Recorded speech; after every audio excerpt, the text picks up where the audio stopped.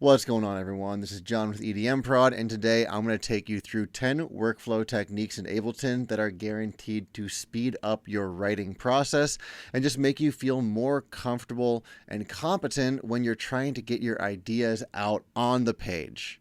This is going to be a pretty substantial video, but what we're going to talk about, among other things, is how to create a usable template and default live set, including discussions on when we should be doing that, how to organize your projects and your live sets, how to break out of the loop, right? I hear a lot of my students and other producers talk about how they are getting stuck in loops. They don't know what they can do to break out of the 8-16 bar section and turn it into a full arrangement.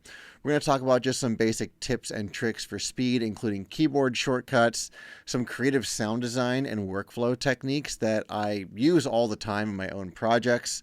We're going to talk about some mixing hacks and just general good habits for workflow. Before I dive in, I just want to briefly mention that we've got a ton of free Ableton Live tools, devices, templates that anyone can download. The link to all of those is in the description of this video. Highly recommend you go ahead and grab it. Lots of incredibly useful stuff in there, stuff that I myself use in a lot of my own music. So let's just jump on into it. The first thing I would like to talk about are the templates and default live sets. So what is a template? What's a default live set? How do these two differ from each other? A template is a particular formatting of Ableton that you can just open up and Ableton shows up, much like you see my screen right now. What I've got here is a template opened up, and this is my main writing template. I'm going to break it down very quickly for you, but before I do that, I just want to mention that I don't think you should copy what I'm doing here unless you truly vibe with it, right? If this works for you, then go ahead, copy it. That's totally fine. I find this useful for me. It's one thing that I just found myself doing over and over again as far as an organizational method goes for my own writing. And that's why I turned it into a template, is because I found myself doing the same thing over and over again. And I was like, wow, wouldn't it be great if, instead of me building this structure out every time, I just had a template I could open up and it was just like that. So that's why I made this. And that leads me into a brief, bit of advice or warning I want to give you on templates. Don't feel like you have to have one, okay? The right time to make a template for yourself is when you find yourself, like I was doing, continually setting yourself up in the same way over and over again with the same types of tracks in groups with the same processing, same things on your master, right? I've got a whole bunch of different analysis tools, my master and then my master bus clipper right here. The same kind of return tracks, right? If you notice yourself doing this over, months or a year or 2 years, then you can say, okay, well, this is a workflow that works for me. This is a workflow that I want to stick with. And so I'm going to go ahead and turn this into a template for myself. Anyway, off my soapbox about that. I've just noticed a lot of my students sort of feel like they have to set a template up, or that they get into it too early and they find the template's not working for them. And so it's really one of those things that I think comes naturally over time, but it's a great thing to know about. I'm just going to quickly walk you through mine, as I mentioned, and discuss what's going on in here. So if I fold everything down, I really have 4 main things going on. I have my drums group, a group called routing, a group called Vox, and then an audio channel called sidechain. Inside my drums group, it's subdivided into further groups. I have a group for my kick, snare, cymbals, percussion, and fills. And I also really like that when you set up templates, you can make everything the same color every time. Like, I know that my snares are always going to be this bright yellow. I know that my perks are always going to be this blue color. It makes it much easier for me to just quickly look through my project and see anything in blue. That's a percussion. I know it's a percussion, right? So if you're a, visual based organizer like myself, this could be great for you. Moving down from that, we're going to skip sidechain and go to routing. Inside my routing, these are all of the things that are not drums and not vocals. And I'll explain why vocals aren't in here in a moment. And for me, I can divide that into 3 categories: basses, melodic sounds, and effects. So the basses are obviously anything that's like a sub or a mid bass. The melodic sounds are anything like pads or melodies or synths, right? Like synth leads, things like that. The effects are, sweeps, impacts, little blips, bleeps, background sounds, anything that can be considered to be an effect of some sort. I find that just for me, this covers everything. You might want to get more granular, more precise with it. That's entirely on you, your decision, but I'm just doing what works best for me. The vocals are outside of this main routing group because of the way the routing group gets sent to the sidechaining. I usually like to have either no sidechaining on my vocals or a much smaller amount of sidechaining than I apply to my melodic sounds, effects, and basses. So usually I keep those outside that group, and if I want to sidechain it, I can usually deal with it on a case-to-case basis. Let's go back up to this sidechain situation here. So the way this works is everything in this routing group gets sent to the channel that's called sidechain. And this is just an audio track with the input set to no input. That way the microphone that I'm speaking through right now, you can't hear it. We don't get any feedback. Just set it to no input. And then you can go ahead and set your monitoring to in on this audio channel. So now any of the tracks that are sent to this one audio track, they will be audible, even though this says no input. This really means no external input, but we can still take inputs from the other tracks in Ableton. So this routing group is sent to sidechain. That means that my basses, melodic, and effects, these are all grouped together and sidechained by the exact same device. I try not to get too particular about my side chains. I always want to set them up exactly right, but I do not have like a different side chain for the lows and the highs and a different one for the basses and the melodies. For me, in the style that I make, which is dubstep, 140, deep dub, right? It might be different if you're doing different styles, but just know that for me, I found this works where I just straight up 100% sidechain all my basses, melodics, and effects to the kick and the snare together. And that's why I have, my kick starts here that are preset to the groups that I have up here in my drums, kick and snare group. Anything that I put in the kick and the snare group automatically triggers my kick starts to sidechain. So I don't ever have to set a sidechain up. For me, this is important because the way that the kick and the snare cut the other sounds out plays a really big role in the composition of those other sounds to me. So I want to know right from the start what that's going to sound like. Now, obviously, once I figure out what kind of kick I'm using, what the tempo of my project is, I will have to come in here and adjust maybe the shape, maybe the timing of it, move this around a little bit. So I don't just leave this in this default position every time, but it's nice to have these preset as a routing system. That way I can just get in here and start writing without building all of this out every single time. And that's where templates really come into play. That's where they really shine. But it's very personal, right? You just got to do what you think is best for you. Notice what you're doing and then create your template based on that. And the way you create a template, once you have everything set up the way you want, like let's say I've got this all set up, I'm like, yeah, this is fantastic. What I can do is go up to File, and you can choose Save Live Set as Template. Once you do that, it's going to go into your user library under the template section, and you can go ahead and rename your template whatever you want. I called this demo template. You can see it one time. I jokingly said I never use templates and then saved it as a template. I have no idea what that even looks like. So this is my template, but the thing is, it's also my default live set. So every time I open up a brand new project, which I'm going to do now by pressing Command N and hit Don't Save, it's going to open up looking exactly the way that it did before. And that's because I created this template and then I saved it as my default live set, which you can do by going to File and Save Live Set as Default Set. So that means that every time I open Ableton, it looks like this. I know what's going on in here. I don't got to think about it. I know where to put my kick. I know where to put my snare. I don't have to worry about grouping things. I don't have to worry about adding all these analysis tools on my master or adding my usual newfangled saturate clipper to my master.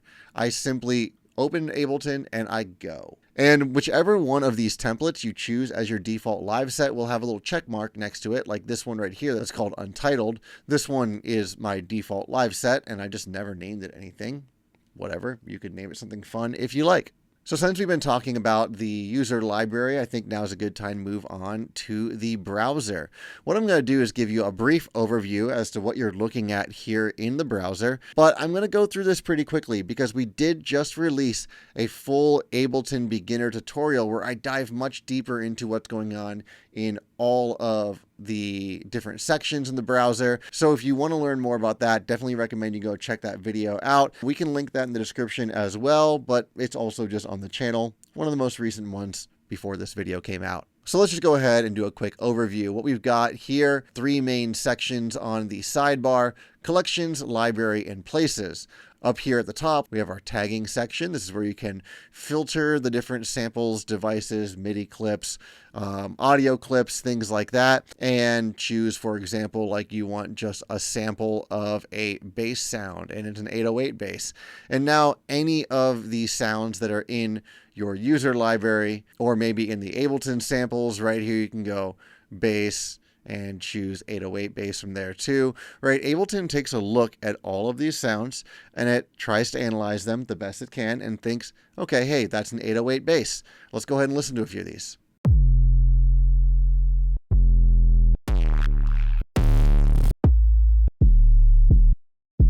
Yeah, it does a pretty good job. If you want to go ahead and clear those filters out, you click this little button that says clear. So definitely recommend you explore the filtering section. I will say that I use sounds and character probably the most, right? Sounds, drums, and character. These are the top ones I think that are the most useful. You could come in here and add your own tags, right? We see this one says Hello Ego April Patreon kick 5. This is one of my favorite samples. I use this kick in almost every project or a variation on it. And we can see down here I added a tag Hello Ego. So if I go ahead and search Hello Ego, then anything that is tagged with Hello Ego or comes up with Hello Ego in the name is going to show up in my browser. If you want to add a new tag, all you have to do is click and type new. And Newfangled Audio was the one that first showed up. I don't really want that because it's not a Newfangled Audio sample. So I'm going to go ahead and click X and get rid of that. Let's go over to the collection. This is a great workflow hack, but not for the reason that you might necessarily think. I feel like people first hear about the collections, which is just a tagging system, like a color-based tagging system that is customizable by you. And they look at it and they're like, oh yeah, I can look through here and just see, like, search through these folders and find whatever I put in these folders. That's true. You definitely can do that. But what I like most about it is the fact that all of these colors show up when you're searching. So if I search, for example, sub, let's just go ahead and search sub. Anything that I've tagged over here shows up. So we have this sub 37 editor, which is tagged with gray. That is my useful shiz tag. We have Sublab XL, that's tagged with yellow. That's telling me it's a synthesizer. So, I mean, I can see right here using the little icon that it says VST with a piano keyboard. That tells me this is a synth, but this makes it easier for me to tell, yeah, it's definitely a synth, right? And then right here, we have the BX sub filter. Now this is tagged with red. That means it's a processor. I think that the tagging system is fantastic, particularly with VSTs. So if you go over to your plugins section, right? If yours looks anything like mine, which I hope it doesn't, because no one needs this many plugins on their computer. It is obscene, really. You can see that I have tagged many of them with one or more of these tags. Let me scroll through here. Check it out. This one's called K-Clip. It's a very popular clipper. People love it. I think it's great. I've tagged it as both a useful device, I've tagged it as a distortion unit, and a processor. We look over here at the one called Fuse Compressor. This is sort of like a OTT style compressor from Minimal Audio. I find it useful. It's a dynamic processor, right? Compressors are dynamics processors, and it's a processor just in general, right? I do come up here occasionally and switch these around. Like if I find that I'm getting a bit of redundancy, like, okay, a lot of these are processors, a lot of these distortion units, I mean, dynamics, distortion, these are all processors for sure. Then I will switch it. I'll edit it, and I'll change the naming, and I'll go through and get rid of all of the things that are tagged with whatever that particular tagging system is. But this has been working really well for me. If you only see the red one, which I think when you default and open Ableton, it only shows the top red one, then all you have to do is just click here, edit, and choose the check boxes, and that'll show all of the other ones for you. And then you can go ahead and right click and rename them whatever you like. There are some things in here like this Romzoid 808 cooker. I don't really know why this is in processors. It's not a processor. This is a synth. So if I want to get rid of that processor tag, I can right click and just check where it says processor. And now it's only showing up as a synth that has distortion. And that's accurate. This is a synth that has distortion units built into it. So that's enough about collections. That's one of the two main things I really wanted to talk about. I want to breeze through the library. This is just all of the devices and samples and effects that come with Ableton. Those are all right here. You can, of course, edit this and choose to include any of these or not include any of these. The ones down here, Hello Ego and Serum, I added those myself. I don't know why Serum is in here, if I'm going to be honest. I'm not really sure what it's even referencing. I must have done that for a reason at some point. I'm just going to leave it in there for right now. It's not very important. But then we get down to the places section. So yours, if you've just opened up Ableton, would have packs, splice, user library, or current project. If you do not see packs, then what I want you to do is open up your preferences. Another quick workflow hack is pressing Command, comma, and that opens up your preferences, not just in Ableton, but in any software as well.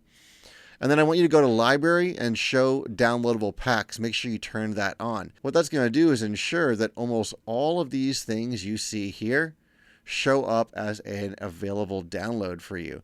And it'll show down here, it'll say like some number of available packs. And you click it, you download it, it'll download, a little install button will appear. You click install and it installs it for you. Inside here are tons and tons of drum kits, samples, audio effect racks, MIDI clips, and almost all of these are free from Ableton. I recommend maybe you want to store these on an external hard drive.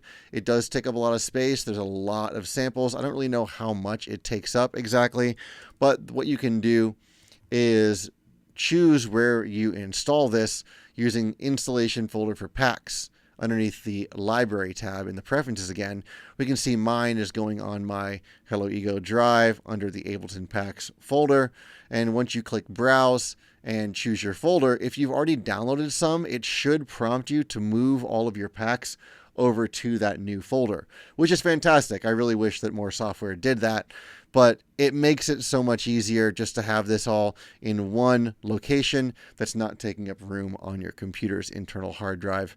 In my opinion anyway. I would definitely use an SSD. Something like these Samsungs. These are really great, and I use these for everything. I've got a million of them. These are 3 of the like 7 that I have. The reason why I use these is because the read-write speed is much faster, which is going to help your project, once it starts to get a little more heavy duty, not drop samples or get disk overload warnings and crackle and cut out. So places is the most customizable section in here. What we can do is actually choose add folder, and it's going to pull up a Finder window or whatever the PC equivalent of that is.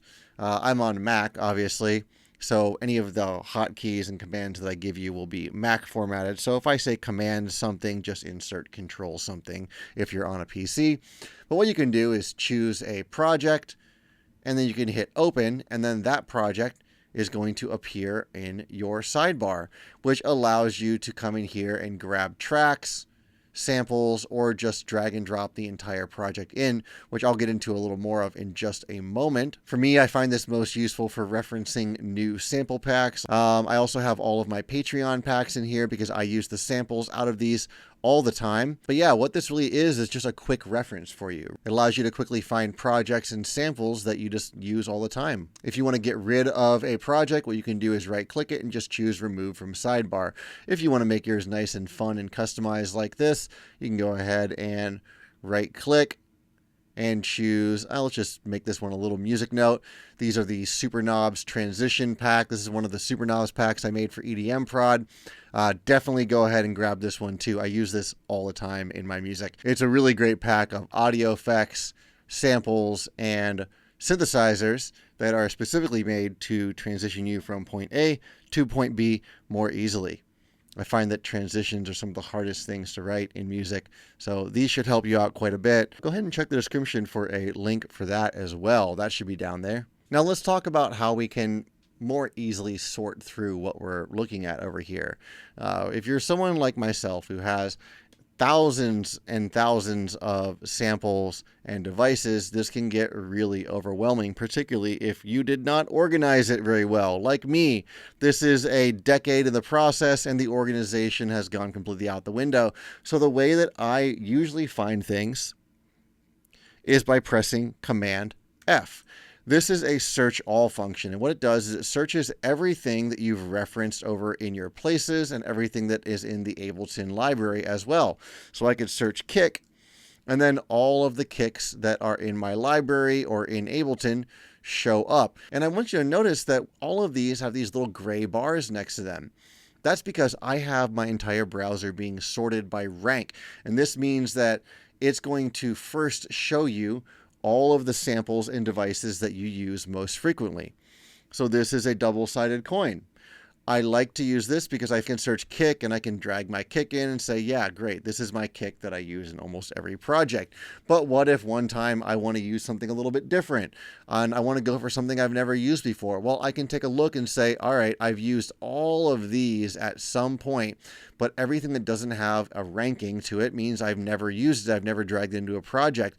So that's a good way for me to avoid using the same things over and over again if you're trying to branch out and get creative. The way that you show rank is by clicking where it says name, and underneath there you get some options to sort by date modified, type of file, so that's going to be synthesizers, MP3s, AIFF, MIDI files, things like that. Rank, of course, place, so where it's being stored, and size as well, so the file size. Out of all of these, I definitely find rank to be the most useful. And then you can go ahead and still sort it by name if you like, and then just click rank and bring it back over to sorting it by rank. Going back over to the places, one of the added benefits of adding a folder onto the sidebar, particularly Ableton project folders, is that it allows you to drag in tracks or entire projects, like I mentioned earlier, into the current project that you have open. Let's take this Coconono project, for example. This is just a quick beat that I made sometime last year. I never did anything with it, but I know there's a lot of good stuff going on in this project. So what I can do is actually click that in the sidebar, and it's going to show me everything inside the Ableton project folder, including the .als file. If I expand the .als file, it's going to show me all the different groups. And if you notice, all these groups are the exact same as my template. Drums, sidechain routing, vocals, right? Inside routing, there's the bass group, the melodic group, and the effects group. It's all organized exactly as my template is organized. So for example, let's say I just want to drag in some of the drums that I have here. Maybe we'll start with the kick. What I'm going to do is open up the kick channel and just drag in my Patreon kick 5. Like I mentioned, this is one that I use in most projects. I sit here, I wait for it to think, I wait until I get this like thick black line, and then I can go ahead and drop it. And the kick that I created in that project with the pattern, the processing, and the sample all appear. If you notice, my sample is currently not found for some reason. I don't know why. I must have moved it from the original project folder, but I know it still exists. If you want to find a sample, all you have to do is go down here and click where it says media files are missing. Please click here to learn more. Click that, click the little spyglass right next to it, and it should show up. If not, and you know where it's stored, you can set the folder and specifically search a particular folder. Just hit go, and it'll look around, and it says one new candidate found, and then it replaces it automatically for you. Now, what if you like this kick pattern, but you want to swap out the sound, right? Maybe we want a different kick in here. Well, one of the main things I hear as like sort of a point against using audio samples for your drums is that, oh, well, if I want to make a change when I'm using MIDI, all I have to do is drag a new sample into my sampler and it's automatically there. Whereas if you're using audio, you have to go in here and replace each file independently. That is not actually true, not really. What you actually do is go to the toolbar under View and choose File Manager. Mine is still on that missing media files thing, so I'm going to click the little Home button, and I'm going to click where it says Manage Set. Then I'm going to choose View Files. Right now, the only thing I have in this project is this Patreon kick that I've got going on here. But if I had more samples, then they would all be showing up. And if I want to swap it out with something new, what I can do is click this little button that looks like two arrows that are circling around each other. This is the hot swap button, and this allows you to swap in and out samples and devices as well. If I click it, it's going to go ahead and pull up a bunch of other kicks. Let me go ahead and just search Command F, kick, and I'm going to find the other one that I really like, which is this Variation 3. It's just another version of the same kick that I distorted through some analog gear in my studio. If I double click it while I'm on hot swap mode, make sure this red hot swap mode is here, then look at what happens to my kick samples. Double click, and it replaces them all automatically. Now, the sample name does not change. So this still says kick 5, even though I loaded kick 5 Variation 3. So just be aware of that. But just know that you can actually swap out entire channels or entire groups of samples in one go, even if you're using audio. That's one of the quickest workflow hacks that I find for when I'm using samples, and I'm a big, sample user, particularly for drums. I like to be able to see where everything is sitting in my project without having to dig through drum racks. Not there's any problem with drum racks. It's just my workflow. Doesn't mean it has to be your workflow. The last thing I want to show you when it comes to searching for samples inside the browser is the Show Similar Files option. I think that Live added this when they updated to 12. It might have been in 11, but I'm pretty sure it was in 12. And this is great. What it does is Ableton kind of like looks at all your samples and analyzes them. And if you were to right click a sample like this kick, you can choose Show Similar Files from the menu. And it's going to look through here and it's going to organize all of your samples based on what it thinks is the most similar sounding one. We obviously see a lot of the same variations coming through. That makes sense. They're all the same kick that I distorted in different ways. But then we also have a few other ones like this kick 135.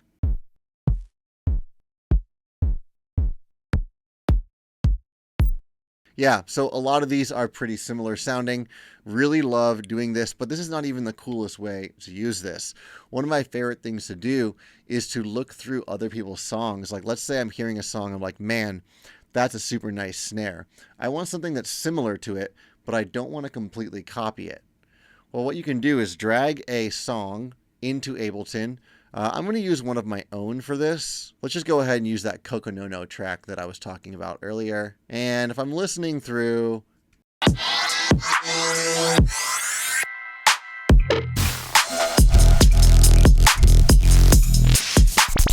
yeah, and I'm like, okay, cool. I like this snare that's right here.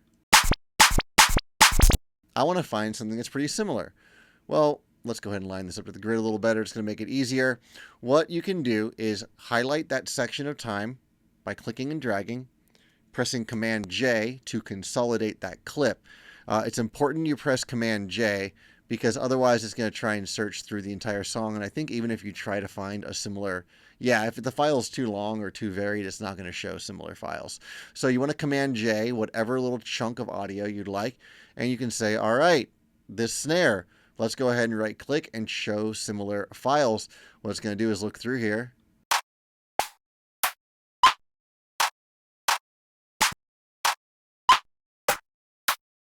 And show you a bunch of snares that sound pretty much kind of like it. And then you can go ahead and drag those into your project. I really, really enjoy that feature of the Show Similar Files. It makes searching through your browser just so much more fun because what this is doing is it's pulling up a bunch of sounds that I've never even heard before. The rank is still on. We can see that out of all of these ones that it's pulling up, the only one I've used is one of my own snares, which is this snare 11. We can keep going down and we can see that not very many of them have ever been used before. So I'm getting a fresh look at all the samples in my browser on my computer,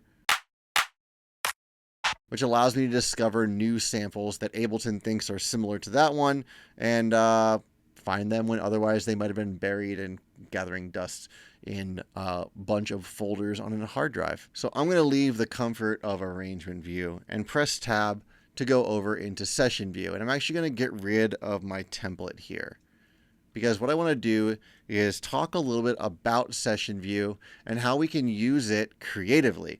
I feel like most people look at session view and they think of it as either a live performance platform, which is mainly what it is, but I know a lot of producers like to start sketching their ideas here, but it's also pretty cool for doing sound design. So first of all, what is session view? Each of these little cells can contain a MIDI clip or an audio clip. In this case, it's going to be audio because we're using an audio channel. So you can load a bunch of different samples on here. And then each one of these samples can be played one at a time, right? Only one per track. And you can choose different ways to launch them. Let's just go ahead and load some breaks on here. I'm going to go and look in my samples folder under drums, breaks. Let's just choose 160 BPM. And what I'm going to do is just grab a bunch of these and drag and drop them onto this track. There we go. I can just choose the first one and then hold shift and choose the last one, and whatever that range that I have selected allows me to drag these in over here like that. So now I have all these different 160 BPM breakbeats.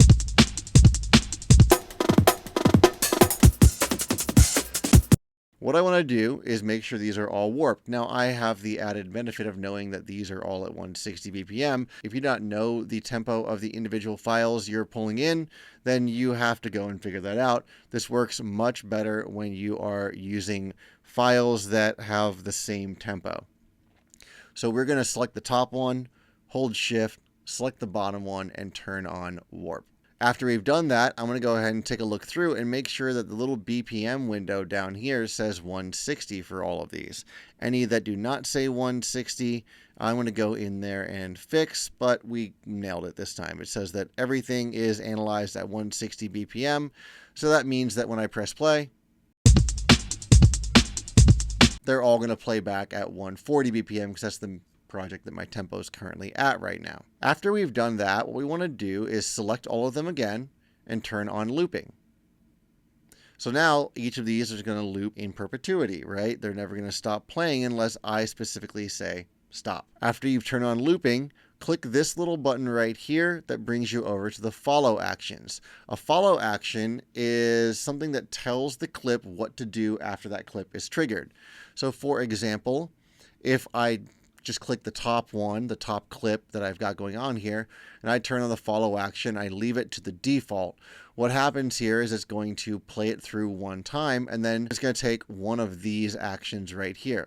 In this case, the action is next. So let's see what happens. And notice if I have a follow action active, then we get this little kind of like vertical line of play.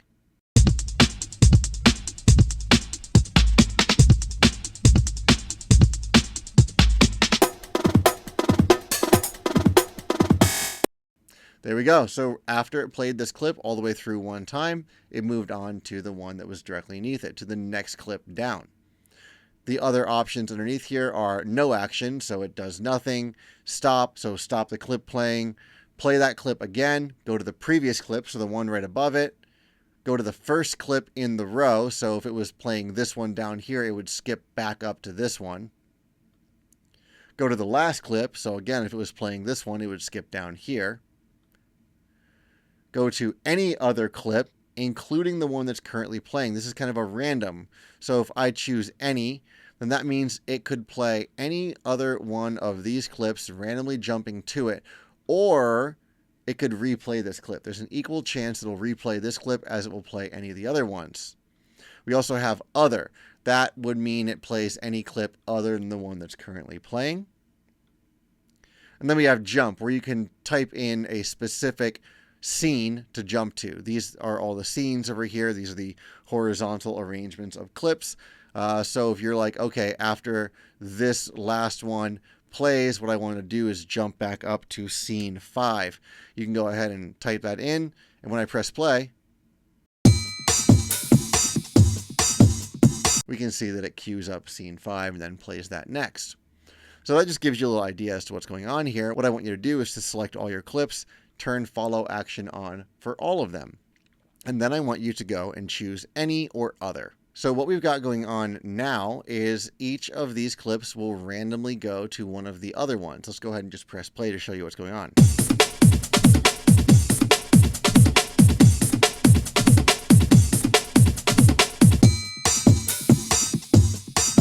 So we can see that as the next one goes, it randomly picks one and it queues it up to play.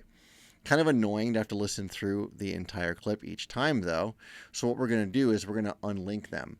If I choose unlinked and type a number in here, this is measures, this is quarter notes, this is 16th notes. I could say, okay, only play, let's say 1/8 note before moving to the next sound. Now we're going to get a much faster movement between the clips, but I have to do that for all of them. So we're going to unlink all of them, and we're going to set this to 0, 1, and 0. Now we're going to get that for every clip. So now this sound design technique is starting to make sense, right? It's starting to show you what is possible. The problem is every single one of these clips, when they play back, all they're doing is they're playing this first quarter note. That gets a little boring because all we're doing is getting a bunch of downbeat kicks, right? It doesn't really sound like we are recomposing these breaks in a random way, which is the goal of this exercise right here. This is where the button that says legato comes into play. When you turn on legato, what that means is, for example, if this clip is cued to play, it'll start and it'll play through the first quarter note, and then it'll switch to, let's just go to this one because that one is queued up. It'll go and play this one, but it's going to pick it up from where the previous one left off. So instead of playing the first quarter note, it plays the next quarter note.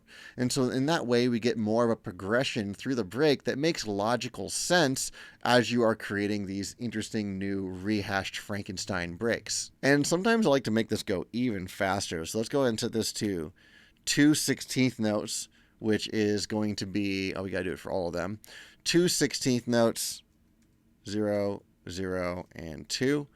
And that means that every single one of these legato is turned on. They're only going to play for 1/8 note before moving on to the next sample.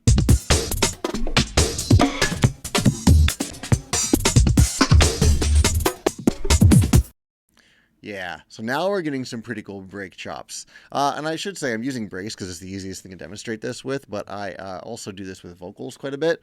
It's really nice when you get a bunch of vocals that are in the same key, in the same tempo. You can chop them up and create really unique lines doing it this way. So now we have this, but what's next? What do we do? Well, there's one thing you could do. You could either make a new audio channel, and you could set this audio external in to the channel 1, arm it to record, and then just click the little record button, and now all of these break chops are going to be recorded to a new clip.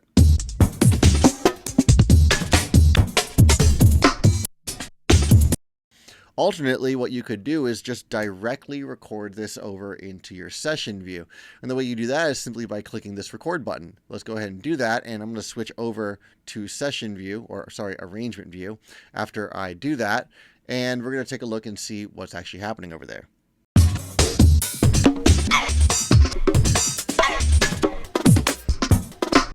There we go. So we've got a bunch of different chops, all from these different randomized breaks.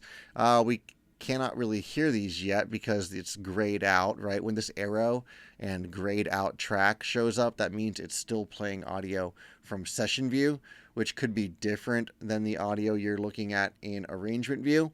In order to get rid of that for one track, all you have to do is click this little arrow. In order to get rid of it for a number of tracks, you click this red arrow up here at the top. And now we can just play back the breaks that we did. And this allows you to make some edits with them too. So just because we recorded this one little chunk doesn't mean the rest of the clip isn't there. This is the rest of that break. Maybe I did not want this to cut out right away. I can go ahead and drag it over. I can drag that out. Maybe we can drag this one over here. And we can still continually edit these to make a interesting break that sounds unique that we like.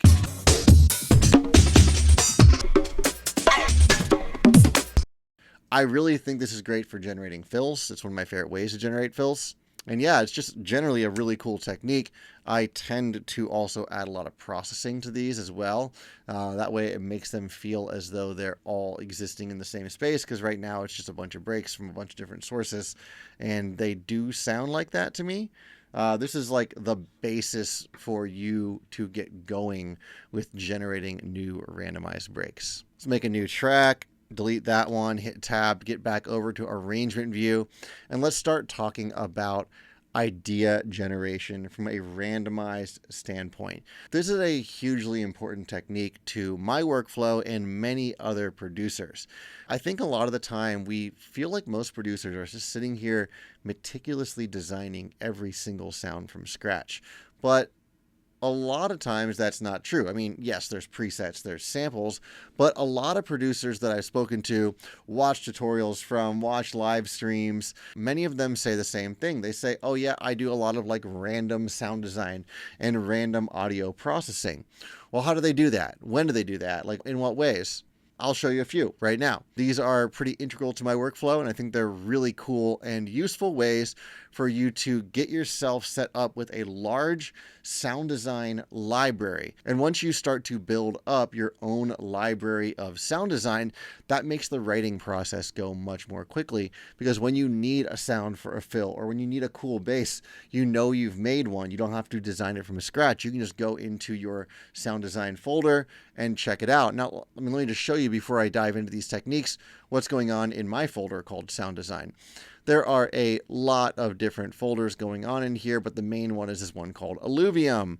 And inside here are a huge number of folders and samples, most of which is from the hardware that's in my studio, like the Sub 37, like the, modular synth here. And inside each one of these folders are a lot of very long files. If I stretch this one out and take a look, we can see that this one file is over 10 minutes long. There are 13 of them, and that's just one of these folders. And these are all just samples that I've made in my free time. When I didn't feel like writing a song, but I still wanted to be productive, I got in here, I used these randomized techniques. You hear them all over my music. I hear these kind of things all over other people's music. It's just an awesome thing to be able to have on deck for when you're like, okay, I need a fill. Let me drag this in and see if any of these will work.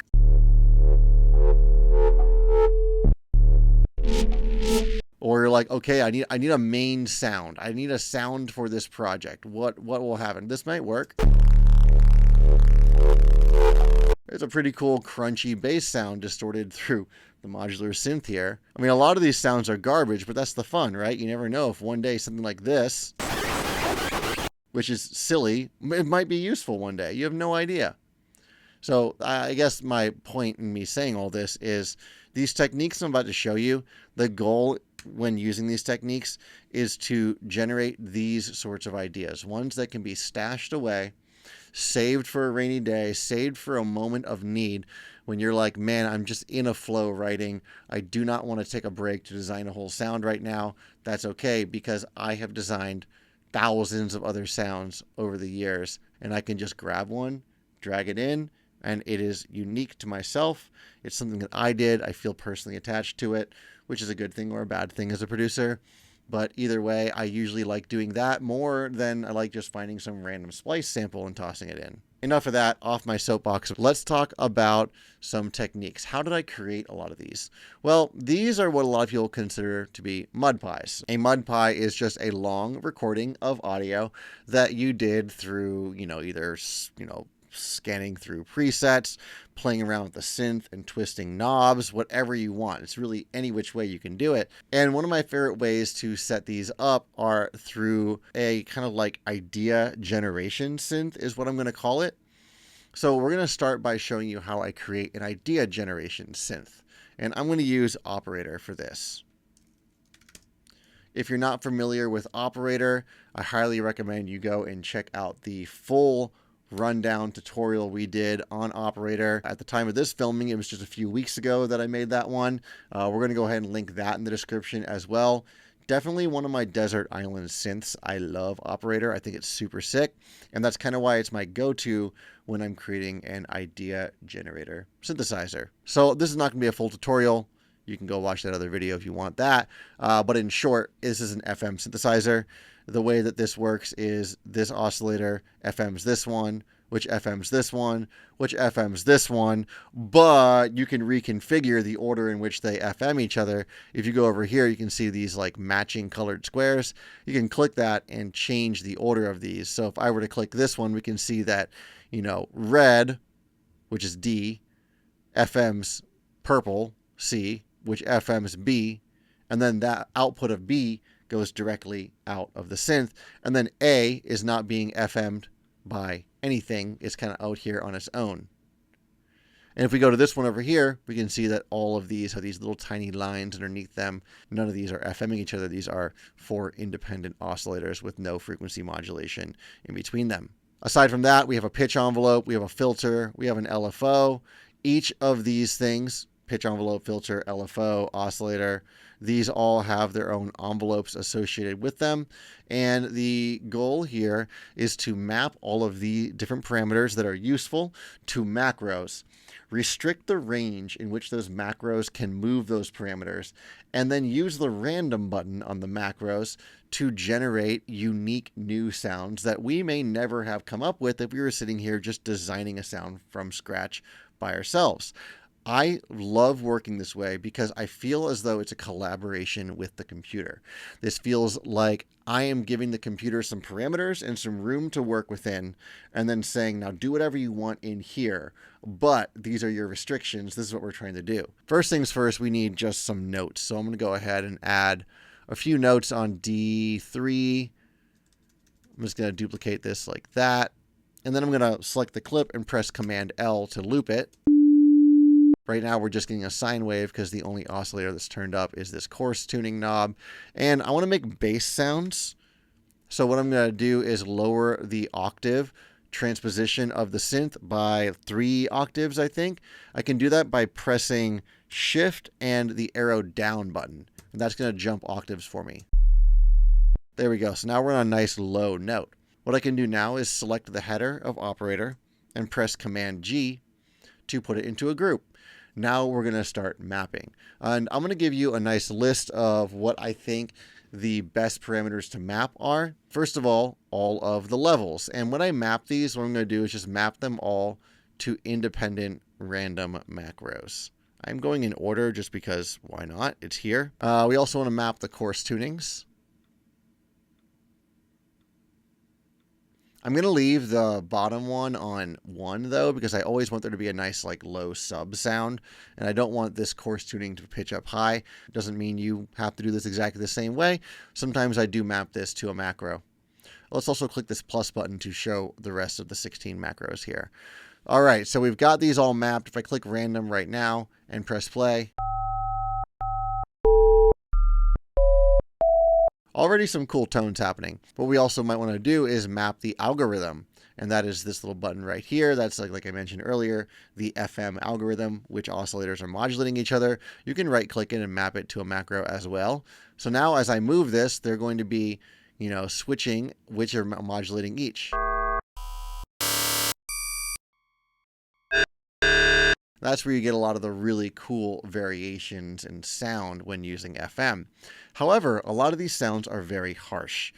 So this is where I start to get in here and restrict the ranges. If we use high levels and high coarse tunings, that can create really noisy, not very good sounding FM. So I like to click this map button and then come in here and make adjustments to the minimum and maximums of many of these parameters. Like, let's set the minimum of each of these oscillators to be 1, and the maximum to be, let's just do 16. Okay? So now, even if I turn the oscillator D coarse all the way up, the highest it gets is 16, whereas before it would have gone all the way up to 48. We should get something that's a little bit more controlled sounding now. But it's really boring and it's very static. So this is where we want to start playing around with the envelopes. The envelopes inside operator have 6 parameters, 6 main ones really. There's attack, decay, sustain, and release. We're familiar with those. We also have peak, which is this guy right here. That just shows like how high and how loud the amplitude gets. And there's initial, which allows you to start the amplitude high and go low if you'd like. So these are some really nice extra ones that operator has in here. We're just going to keep going. Macro 9, macro 10, 11, 12, 13, and 14. And so now when I click random, we can see that we're getting all kinds of different shapes. Let's go ahead and do the same thing for each one of the other oscillators. So now all of these are mapped. They're all different, except this one, which, yeah, we may want to try and do this one too. Notice that when I am mapping these, I'm thinking about where I'm mapping them. Not at all. Don't stress yourself too hard over that. Doesn't really matter. So now all of these are different.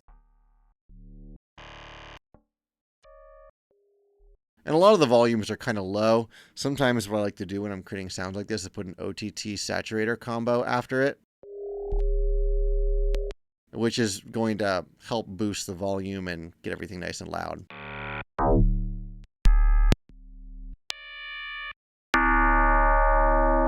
So we've started to get a little more movement in here, but there's more we can do. Each envelope inside of Operator has the option to loop. And by setting this to loop, what this does is it allows you to loop it by just a millisecond amount, beat, sync, and trigger. This will turn the envelope into somewhat of an LFO, where it completes the cycle and goes back and loops over again. So let's go ahead and map this. We'll set this one to sync. We'll map that as well. We'll set this one to sync, map it, and then we'll set this one to sync and map that as well. There we go. So now we should get some looping tones going on here.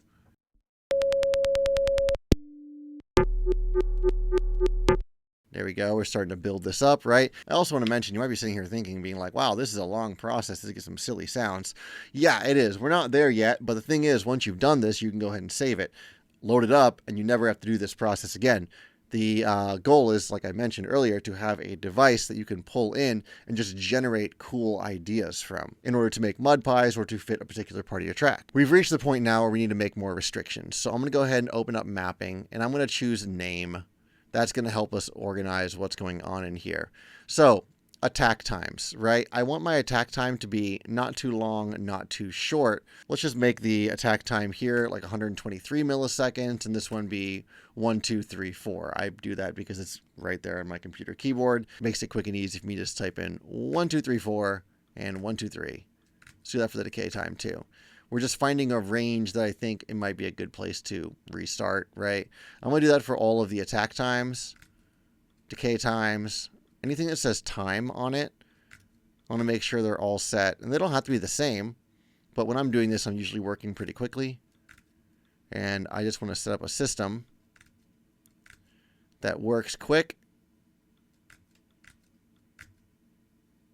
And I don't have to think too much about and the decay time right there, and the attack time right there. Okay, cool. It's fine if I missed one here or there. It's not a big deal. We also want to come in here and adjust the retrigger rate. This is the envelope loop rate. I usually say like a minimum of 16th notes is fast enough, and a maximum of 2 is slow enough. But again, you can do whatever you want there. It's just the goal here is to get sounds that are usable, and I usually find if the LFO, or the envelope I should say, if the envelope is looping too quickly, you don't really get a lot of very usable sounds because it's just like a fast spit of like brrr, and like, okay, that could be fine, but let's go ahead and just see what we got now.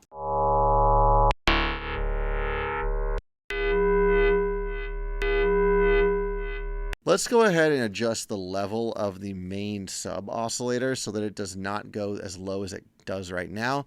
I can just right click this and choose edit macro map, and it will bring me directly to the output level. I'm going to raise this up to something like -20. That way it never gets too quiet and we always have a nice sub. Since I'm making a bass, that's what I want to do.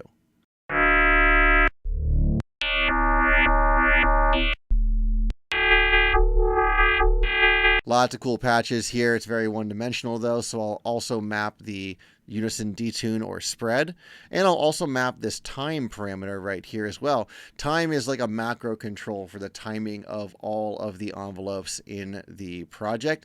So by turning this down, everything shortens and becomes faster. By turning it up, everything lengthens and becomes like a slower modulation, a slower cycle rate.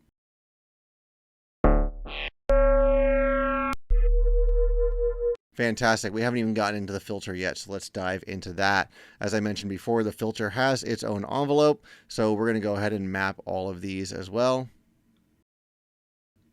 Turn on looping. Sync it. I like using sync. We're going to go ahead and edit the macro map on this. Turn it to 16th and 4.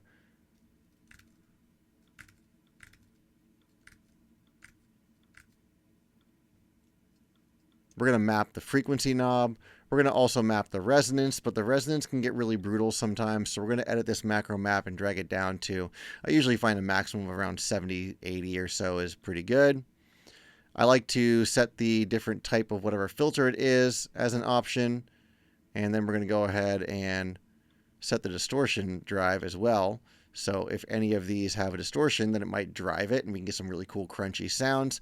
Sometimes this can get too aggressive, so we could come in here and make sure the filter drive doesn't go up too high, like the minimum is, or the maximum is like 14. I also mapped the envelope amount. I did not mention that before, but that is the amount of the envelope that's being applied to the filter. If you want to get really special, now that we have the filter envelope, you can click these little dots in between and we get curvature points. We can go ahead and map these curvature points to get different shapes out of the envelope like that.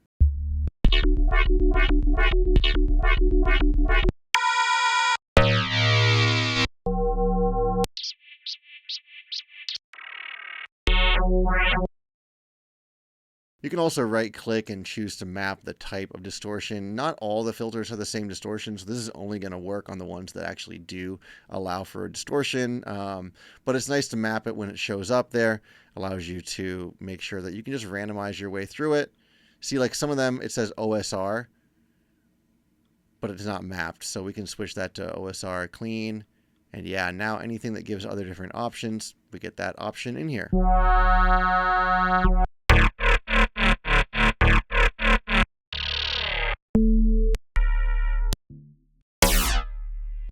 Let's restrict the range of the filter, well, so it doesn't go so low or so high. That way we'll keep it within a more usable range. The process of building these is just a constant back and forth, right? It's always like playing it, testing it, seeing what's good, making a tweak, seeing what's good, making a tweak. We can also add in this pitch envelope here as well. Once again, it's got all the same stuff.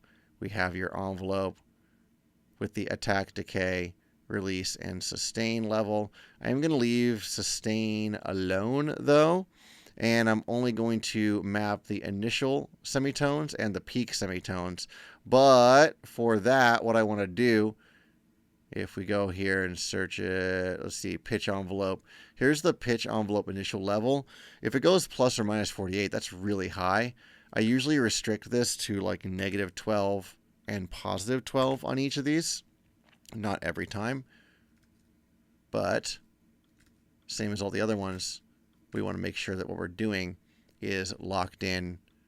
We can go ahead and pull the time back, locked into a usable range, right?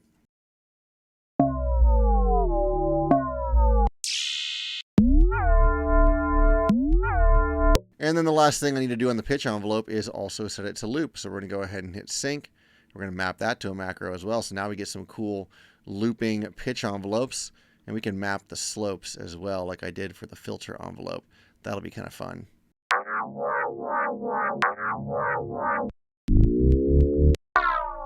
I think I want this pitch envelope to attack more quickly, so I'm going to go ahead and turn the attack time down and adjust this range like that. And maybe we'll make the whole thing be a little faster than some of the other envelopes by pulling the times down.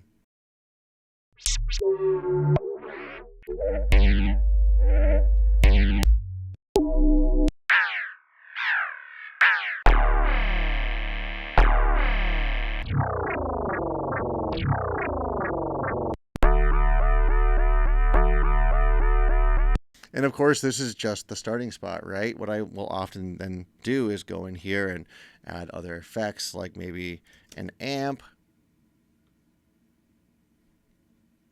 I'll map the dry wet to these macros as well.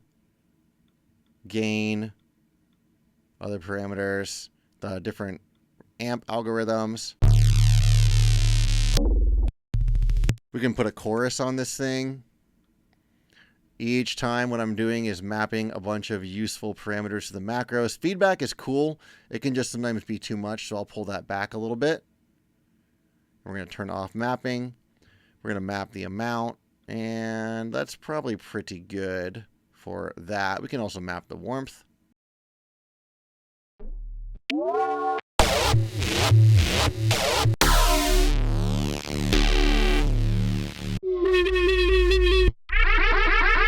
And And then, of course, reverbs, delays, whatever you want. Anything can go in here. So this is what I would call an idea generator synth, right? The goal is creating a synth you can randomize and get mostly amazing results every single time. Now, there are two ways I like to use this. One is to generate a Mudpie, which I'll show you in a moment. But the other way I like to use this, and the way I've been doing it more lately, is by using the macro variations, which you get by clicking the little camera icon over on the left-hand side of the instrument rack. What this does is it saves a certain configuration for your macros. So if you're clicking random a bunch and you find one that you really like, for example, this gnarly bass, I think it's kind of cool. Let's go ahead and click new, and you can go ahead and rename this gnarly bass. All right, if you want to rename it. I usually don't, but yeah, it's there. Now you can keep clicking random until you get something that you think is good again. Okay, this is like a weird, harsh effect thing. I'm just going to choose new and call this like harsh down sweeper. There we go. And now I can go ahead and go back to my gnarly bass. Play the harsh down sweeper. Then I can keep storing all these like macro presets that allow you to drag your generator into a project. And you're like, oh man, I made one that I know has a bunch of cool basses in it. I'm going to go ahead and drag this in and switch to my gnarly bass sound and then tweak it, mess around with it. I still oftentimes come in here and play around with the macros to get it just right.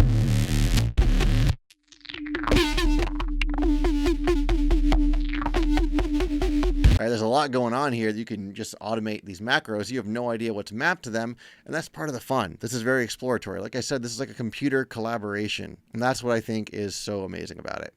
Anyway, the other way that I like to use these idea generators is by making a new audio track and then setting the input to come from instrument 1, which is just the track that my idea generator is on. This is going to be whatever track yours is currently on. Set this to record.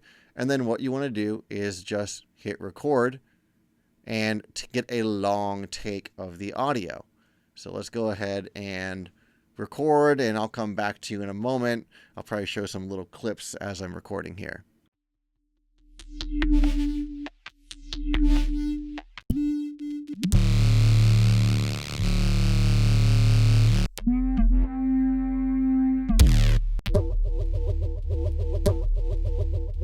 All right, so I got a pretty good long recording. I usually go for much longer than this, but just for the sake of time, you can see here all of my audio has been recorded. Even though I was overwriting it in the loop, it's all still here, so don't be worried about that. You're not overwriting what you're recording. It's all here unless you were to consolidate the clip, in which case then it would just chunk out whatever little bit you have consolidated. So there's a bunch of different ways to use this. First of all, I'm going to make a quick beat. And I want to show you how you can kind of slip through this sample and find cool moments. Instead of making a beat from scratch, I did that technique we showed earlier, and I dragged over just the entire drum group from Coconono. Let's go ahead and grab these and bring them down here. Take a quick listen to the beat alone. Now what I usually will do is I could drag this over and just give it a play and see what the audio sounds like against my beat.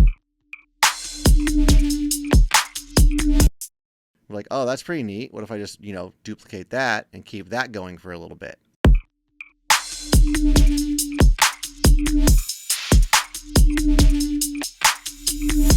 But what if I want maybe a different sound right here?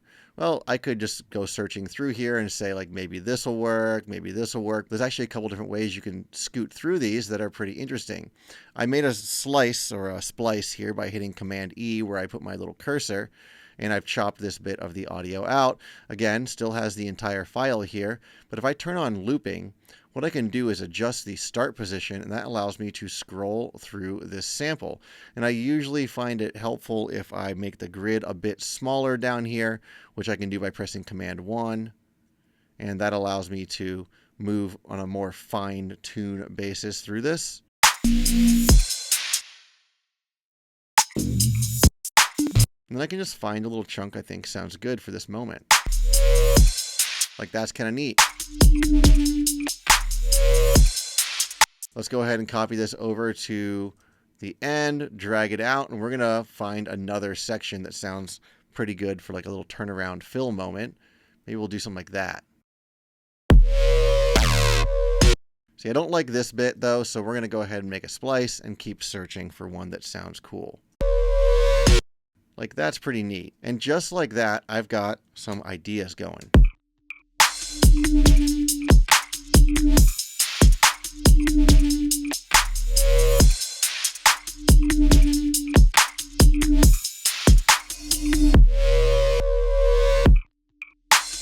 This is where this starts to get really powerful. And I know it took a while for us to get to this point, but you only have to make your synth one time.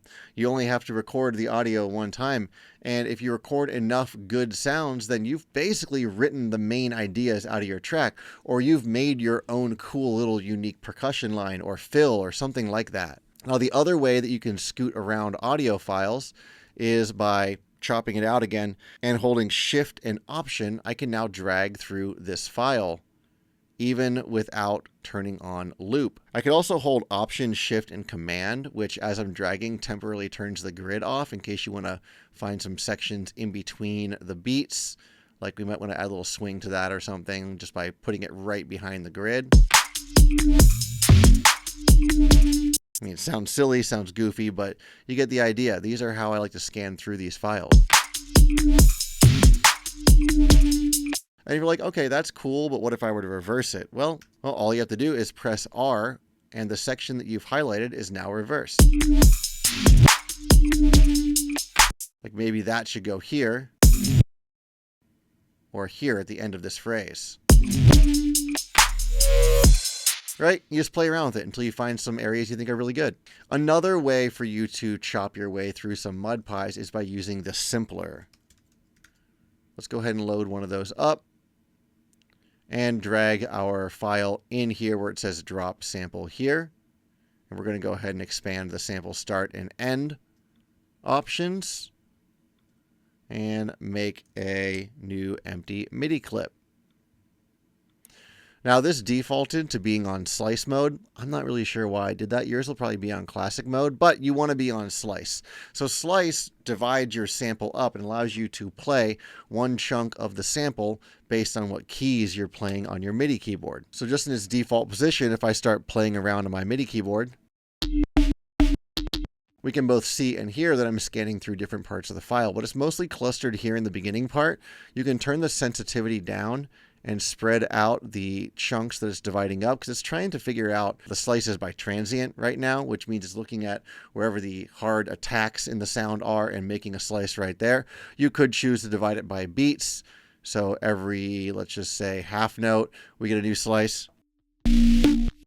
Or you could divide it up by region, which is just an arbitrary number assigned to the entire length. You can divide it up that way.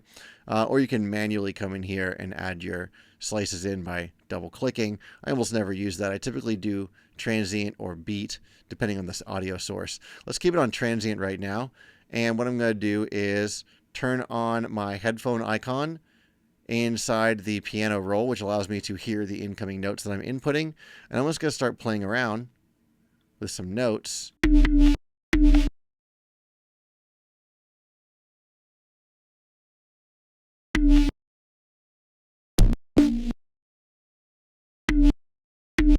Wrote this little line. Let's go ahead and play it.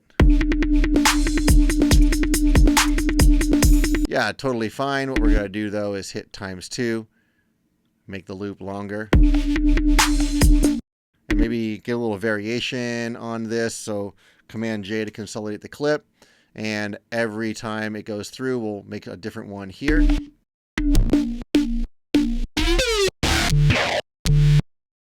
So that's going to be a little different.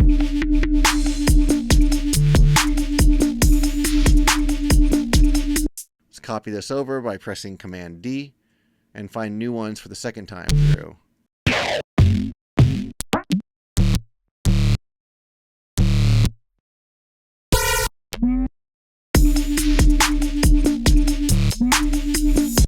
Yeah, there we go. Now we're cooking. Here at the end, we can find a totally different thing because this is kind of the fill section, right?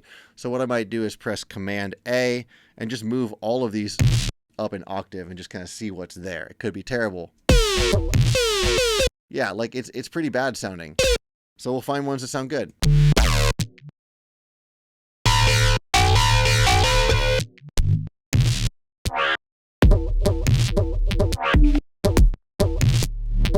I kind of like that last one, but I do not like these ones here.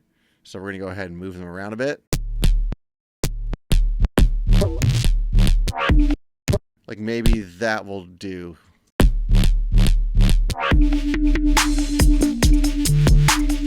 This gets a lot easier once you've made a longer audio file. I only recorded for a few minutes here.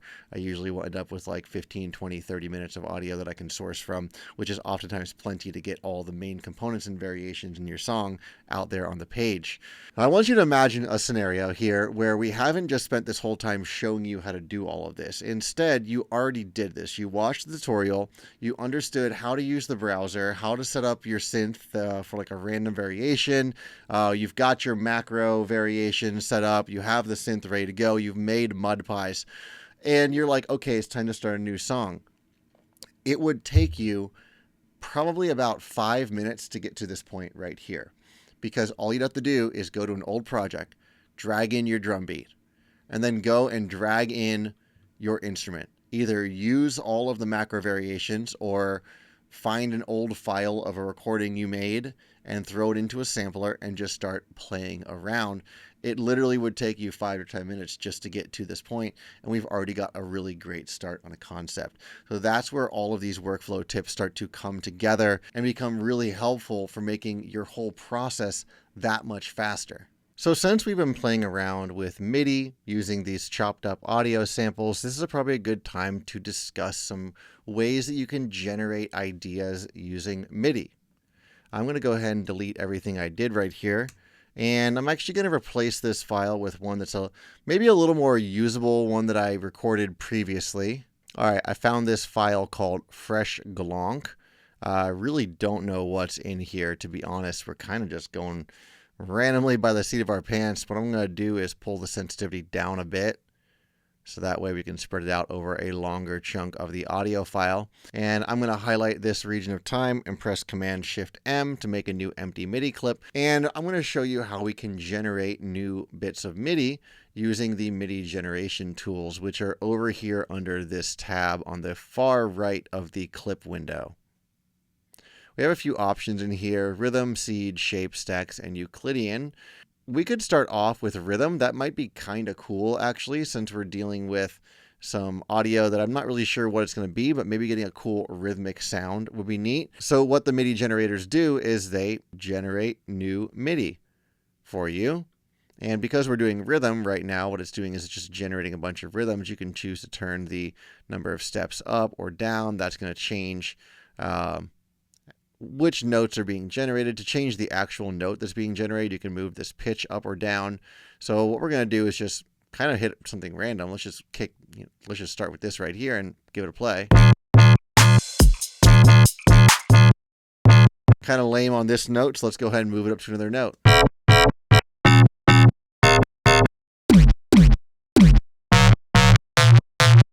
And play around with the pattern, the density, the steps.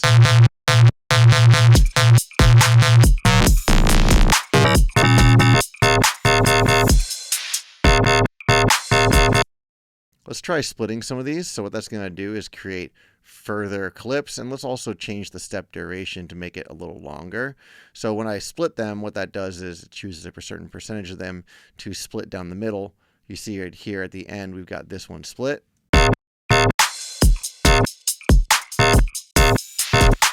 I've got this set to a step duration of 1/3, which is pretty weird.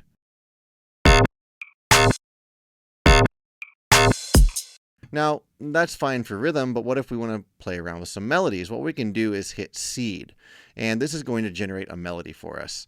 And oftentimes it is too complicated. This is pretty crazy here, right? I really do not want more than one voice playing at a time in this situation, so I'm going to turn the voices down to 1.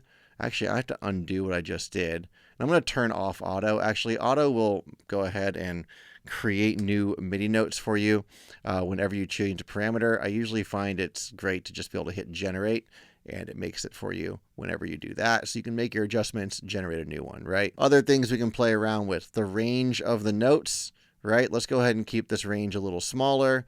The duration of the notes, I don't want this to be any less than 16th. I don't really want it to be any more than quarter notes, so that way we get some notes that are short, some notes that are long, but not too short or too long. Velocity is not really doing anything right now. I haven't hooked that up, so we can ignore it. And we can turn the density down a bit as well. And let's just go ahead and hit generate.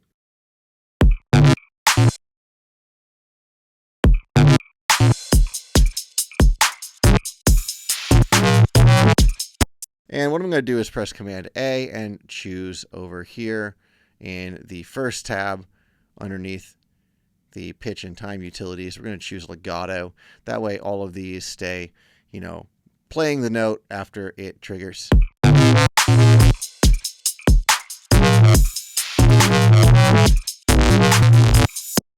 Yeah, it's whatever, It's a pretty wonky sound for me to be doing this with, so let's go ahead and get rid of it and just put something like operator in for now, just to show you how it works with a melody, like a normal melody. That was all getting kind of goofy.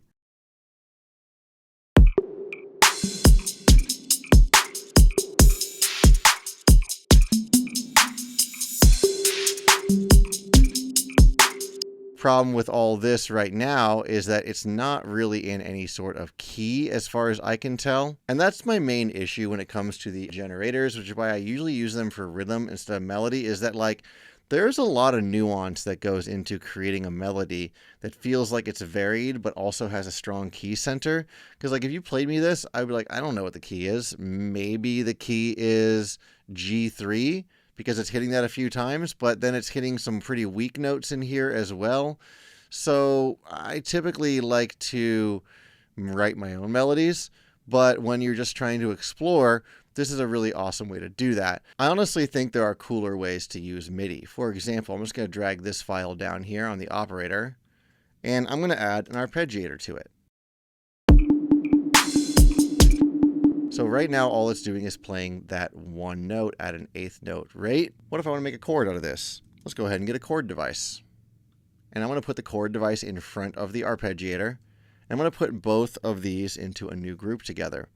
And I am going to go back to our good old friend, randomization, and start mapping a few things to the macros, like steps, distance, gate, style, a few different notes. That way we can create some chords. Now I hit random.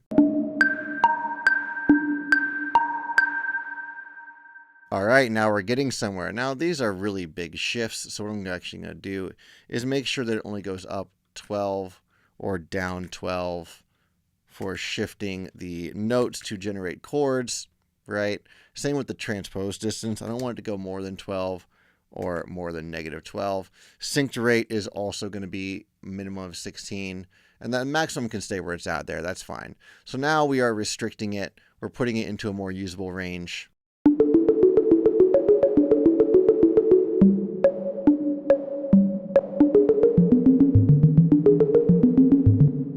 All well and good, pretty cool, but the problem is we're not really hitting the right scale. We're not hitting any scale at all, actually. So that's where we're going to use the scale device. And I'm going to put the scale device after the arpeggiator. Yes, you could go ahead and turn on the scale lock and then set the main project tempo to that. Call me old school. I just like to use scale device because I know where to put it. And I find it easier than figuring out, which things are turned on and locked to scale and which things are not. But you can definitely do that. So don't let me and my more old school way of doing this get in the way of you exploring that. Let's just say we want to write in the key of E minor. So we're going to set the scale to E minor. And now any of the chords that get pumped in the arpeggiator and then get arpeggiated are then reformatted and shifted around so we're in the key of E minor.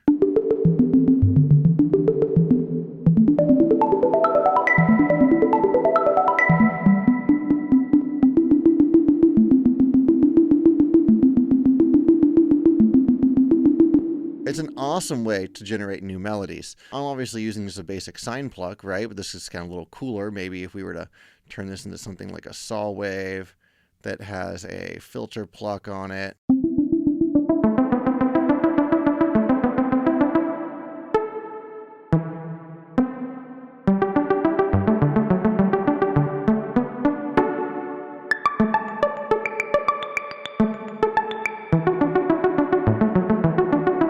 And just because you are doing this in MIDI doesn't mean you can't record the output of the arpeggiation and edit it. You definitely can do that. Make a new MIDI track under your arpeggiator, set the input to be the channel that is your operator, turn on recording, and just go. And you're going to see MIDI start to record underneath this.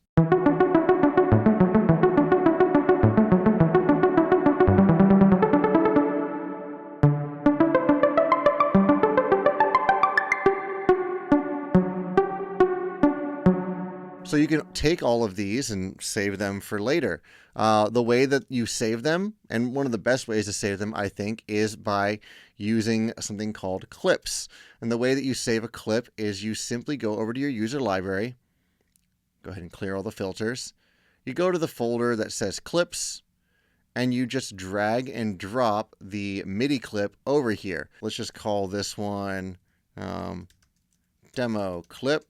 So now what I can do is just drag this MIDI clip in, and we have it. But that's not the full benefit of using clips. Let's just say I want to use this little bit of arpeggiation, and I'm going to turn off. Well, let's go ahead and make a new track. Delete this, delete that. And on this one, we're going to get rid of all the MIDI effects, right? So now we've got that same thing from earlier. Pretty nice. I like it. Maybe we want to come in here and add like a delay to it. Let's do that. Ping pong is pretty nice.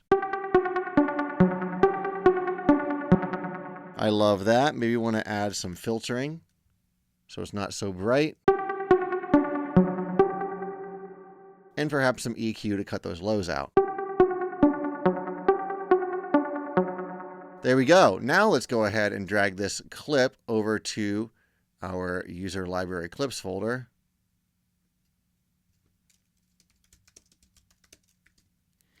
Now this is where the added benefit of using clips comes in. Now what I can do is open up a new project, let's say, and then drag this over, and it's going to load up not only the MIDI clip, but every device and instrument that I had on that track. So I like to generate cool MIDI ideas through using randomization.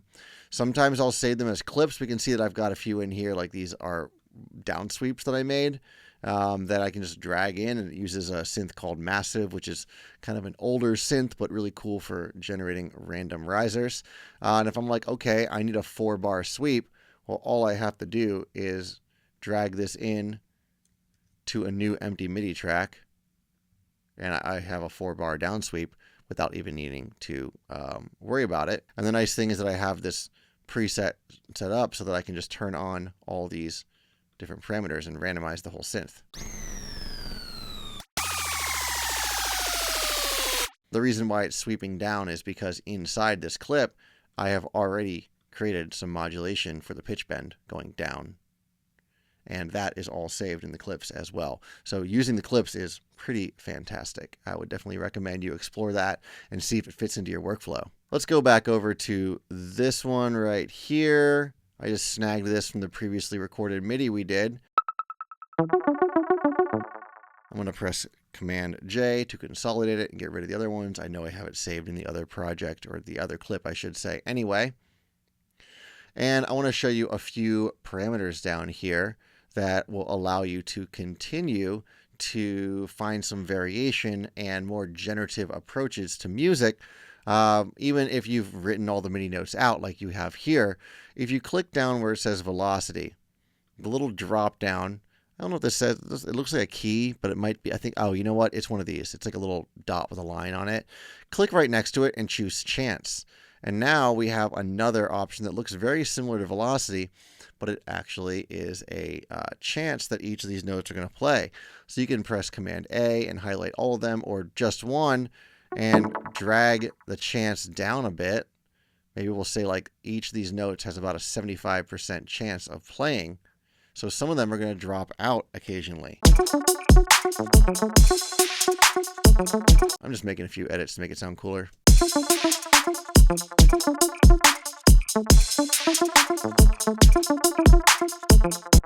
And once again, let's go ahead and record the MIDI output of this.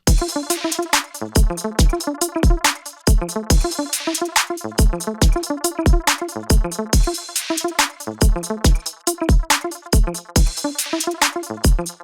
you get something you like, or until you hear a few things you like, then you can go back in and say, man, that stuff that happened right at the beginning, I think that was like the coolest part of it.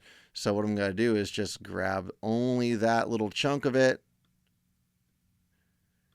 and put that over the top of it like that. So if you've picked up on this so far, a lot of these workflow techniques are simply allowing the computer to do some of the work, right? Like we're not making every decision ourselves. We are making the decisions that lead to a good result. That's an important specification to make. That's where the human element comes in, right? How do you know it's good? Well, you have to use your taste. For example, with this seed thing, it just spits out a bunch of random crap, which can be cool, but in most cases it's not. So there are other ways to get around that. There are other ways to generate random-ish type sounds, and by restricting it either through parameters in the MIDI mappings or by just simply selecting and choosing which chunks of it you like to use, in that way, you are allowing the computer to do a lot of the work and allowing you to use your taste as an artist to select what to use, right? But the whole thing is that it's a collaboration. You're offloading your work to the machine. All right, so while we're working on, like, I guess let's call this a song right now, what I want to do is explain how I usually like to get out of loop mode, okay? So I'm going to delete a bunch of this stuff so we're kind of understanding what we're looking at a little better. I've just simplified and consolidated and slightly edited a bit of what we're doing so we can talk about turning loops into full tracks. So oftentimes when you're starting to write a track, you wind up with something that's a little bit like this.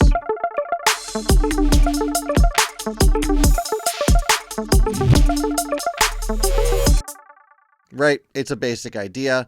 Things are very loopy sounding, and we're stuck here in a, what is this going to be? This is an 8-bar loop right now. So how do we break out of the loop mode? I tell everyone the same thing. The best way to do that is to, first of all, set yourself up with one of these big vertical loops where you have a bunch of cool ideas, and then you highlight a region of time, like the loop length, for example, which is these 8 bars. You don't have to highlight everything. Just one track, and it doesn't even have to have anything on it. It can be an empty track like that. And then press Shift, Command, and D. And what I've done here is I've duplicated time. I've duplicated everything in the vertical space over that section that I just highlighted. After we duplicate, we now have 2 sections. We've turned an 8-bar loop into a 16-bar loop. And I can now come in here and make some edits. Usually would I do that by just duplicating the track, and maybe I'll come in here and take this all up an octave, right? To kind of feel like there's an escalation happening.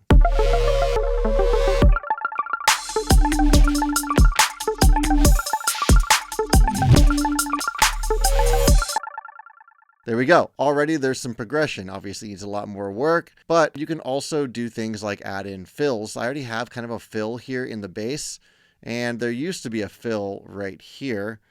Let's see, I actually turned both of these off. Let's go ahead and turn these back on again. Now that's a fun little fill. So we'll go ahead and turn this fill back on too. During these fill moments is when I usually will turn off other melodic sounds or warp them or modify them in some way. That way we're saying, okay, this is one phrase. This is the next phrase. And we're going to go ahead and do the same thing here. And now it doesn't feel like just one run-on sentence. We actually have punctuation marks at the end of the sentence. So create your loop and quickly duplicate it. Even if you feel like you're not ready, duplicate it, because getting out of the loop allows you to see a little bit more of what your track needs. For example, I didn't really even realize that we needed to have this section and this section turned off at the end until I heard it all the way through.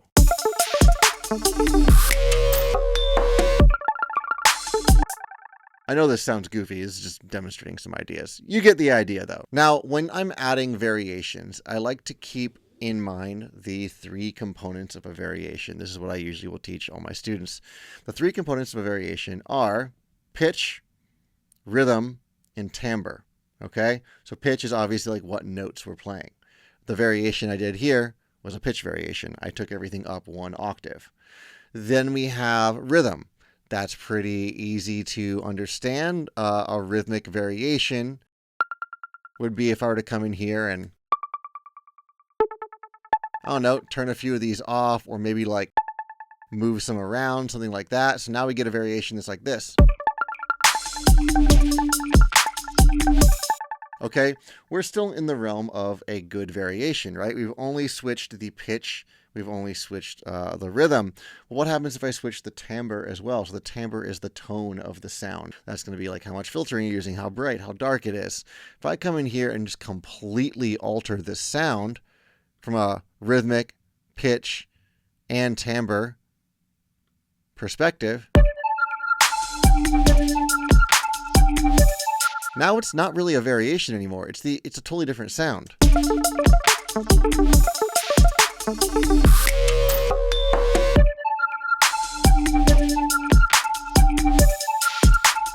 Right? Can we say it's a variation? I mean, we can say that it's taking the place of the previous melody, which was this little blippy arp, but everything's different. Pitch is different, rhythm is different, timbre is different. So that's why I always recommend when you're creating a variation, change one or two of the three components. You can change the pitch, you can change the rhythm, you can change the timbre, but don't do all three of them together. Otherwise, you've gone too far. It's not a hard and fast rule. It's just a really good guideline to keep yourself from making variations that don't feel related to the original source material that you're trying to vary. There's two more tricks I want to talk about when it comes to moving on from the loop. And this next one is to create an arrangement based off of another track. For example, I'm going to use this Kokonono beat that I made before. So you want to drag the track into an empty audio track in your project, get it lined up with the grid, and make sure that the track is in the same tempo as your project. Now you could warp it, right? That's totally fine as long as you're not warping it like too far, like going from a 100 BPM track up to 160. That might get you some weird arrangements that don't make sense because you're increasing the tempo so much, but usually I try and find tracks that are within 5 or 10 BPM of the track that I would like to make. And then what you want to do is go through and label each one of these tracks using the markers, which you can get to by hovering above the top clip or the top track here, and then right-clicking and then choosing Add Locator. Then you can type intro. Then we have this next section. We're going to call it a build, even though I didn't really flesh out a full build for this necessarily. And the next section here is the drop. So we're going to go ahead and call this drop 1. This is the next section of the drop. I like to label all my different sections. Drop 1.2.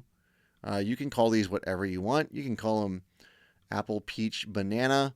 Does not matter to me as long as you understand what they mean. This is really just for you to remember, hey, there's more to this track than just the drop or the loop that I've been working on right here. Call this one a breakdown.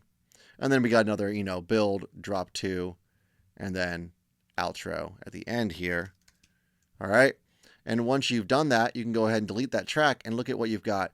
You've left behind yourself a blueprint for how to structure this. You know you need an intro. You know you need a build. All we've been doing so far is working on this drops. And so now we're like, okay, we need an intro. What can I do? Well, copy things over. That's the easiest way to do it, is just copy it and then try to make it feel a little spacier or something for an intro, whatever you want to do, right?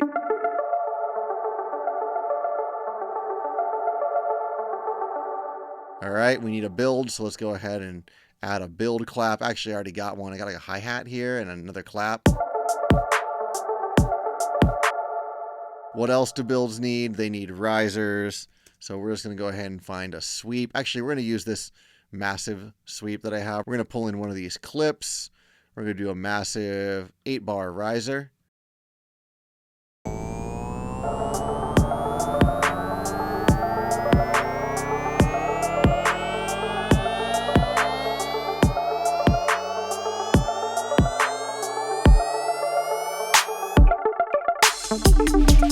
Probably want to go ahead and pull all this stuff out at the end. That way we leave room for a fill or a turnaround or for some funny vocal.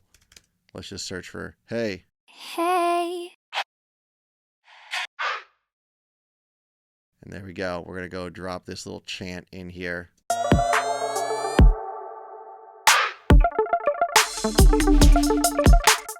There we go. Okay. Or we can, you know, add some delays to this. It's another fun thing to do for these fills.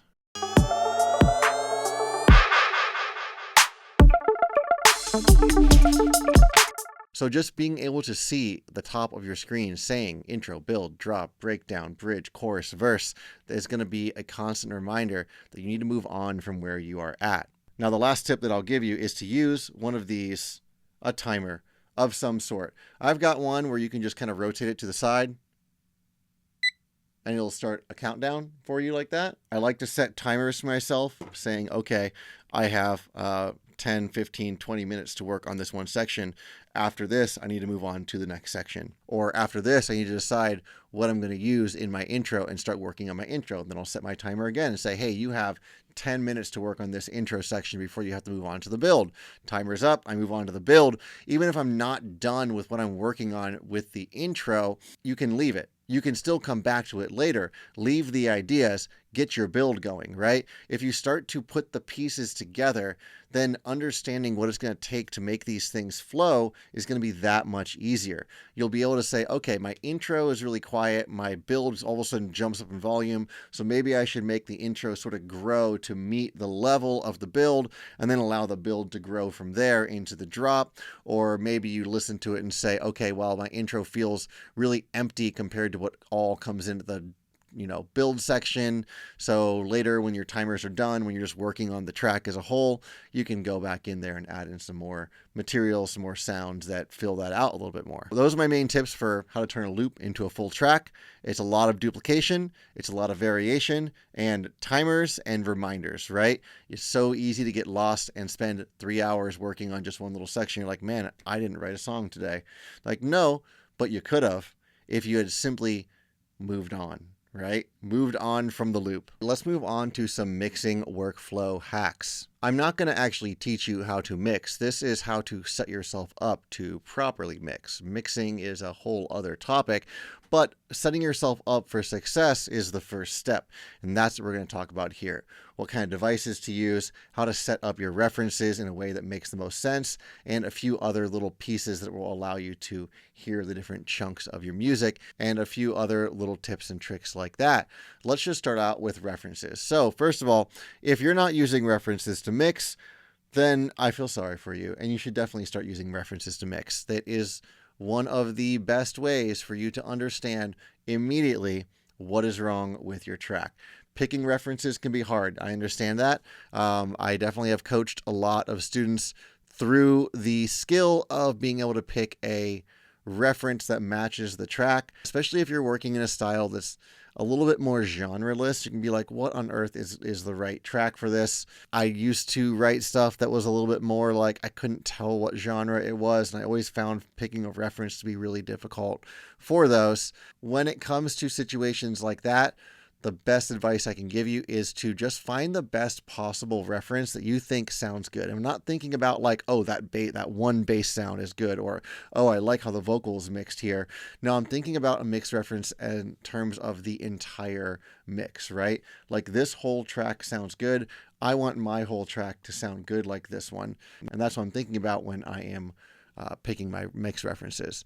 So the way that I usually set it up is I'll go ahead and put all of my references up at the top. I usually use 3 or 5 references. I like to keep it to 3 or 5, not 3, 4, or 5, because then I can use the odd numbers as tiebreakers, right? So if it's 3, and for example, on the first one, the bass is low, second one, bass is high, third one, bass is high, well, I'm going to go ahead and turn my bass up a little bit to match the majority. So that's my reasoning there. Let's go ahead and rename this group refs, and all I'm going to be doing is loading up that same little beat onto one of these tracks, and I'll grab another whip that I'm working on right now and throw them in here as well, just so we can have a demonstration with more than one track. Okay, once you've loaded up all of your references, what you want to do is turn off all of the tracks and the group.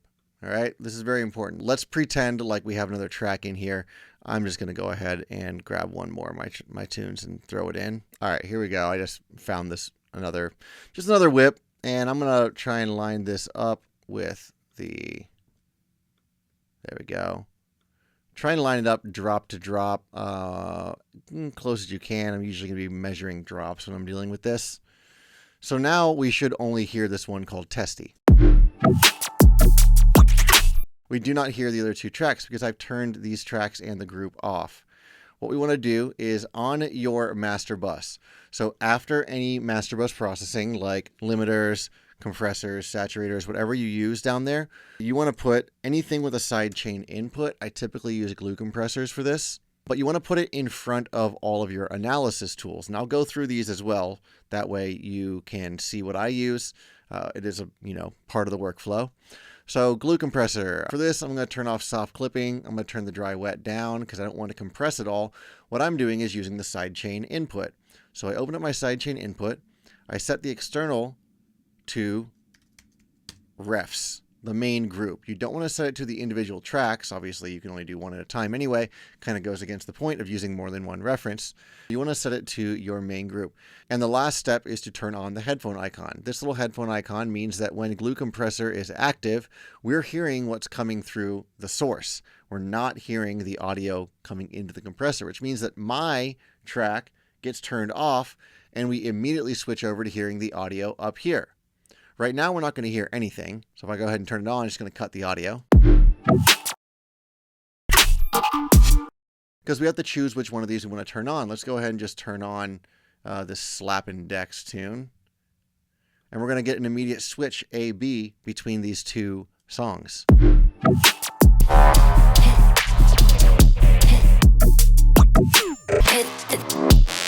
Now this is great for a number of reasons. One is because we can use all of the same analysis tools like the span, insight. We can go ahead and use them all for the references and your track together. You're not using like multiple of them and you're not cluttering your screen up. So that's one great benefit. But the other one is more of a psychoacoustic thing. We can tell the difference between levels more easily if there's very little time between two sounds. So like if you play a sound and wait like 10 seconds and play another sound, you're not going to be able to really compare those two as easily as if there's an immediate switch between them. So that's why I like to have this immediate cut between references and my track. And the reason why this works, even though the reference group is turned off, is because of where the source is drawing the audio from. If we click the second drop-down menu, we have three options: pre-effects, post-effects, and post-mixer.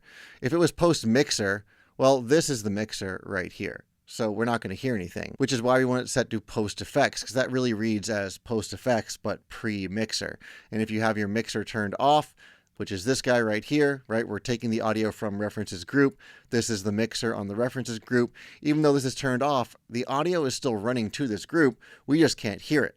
And that's why this works. If I had this turned on, then we'd be getting both tracks playing over each other simultaneously.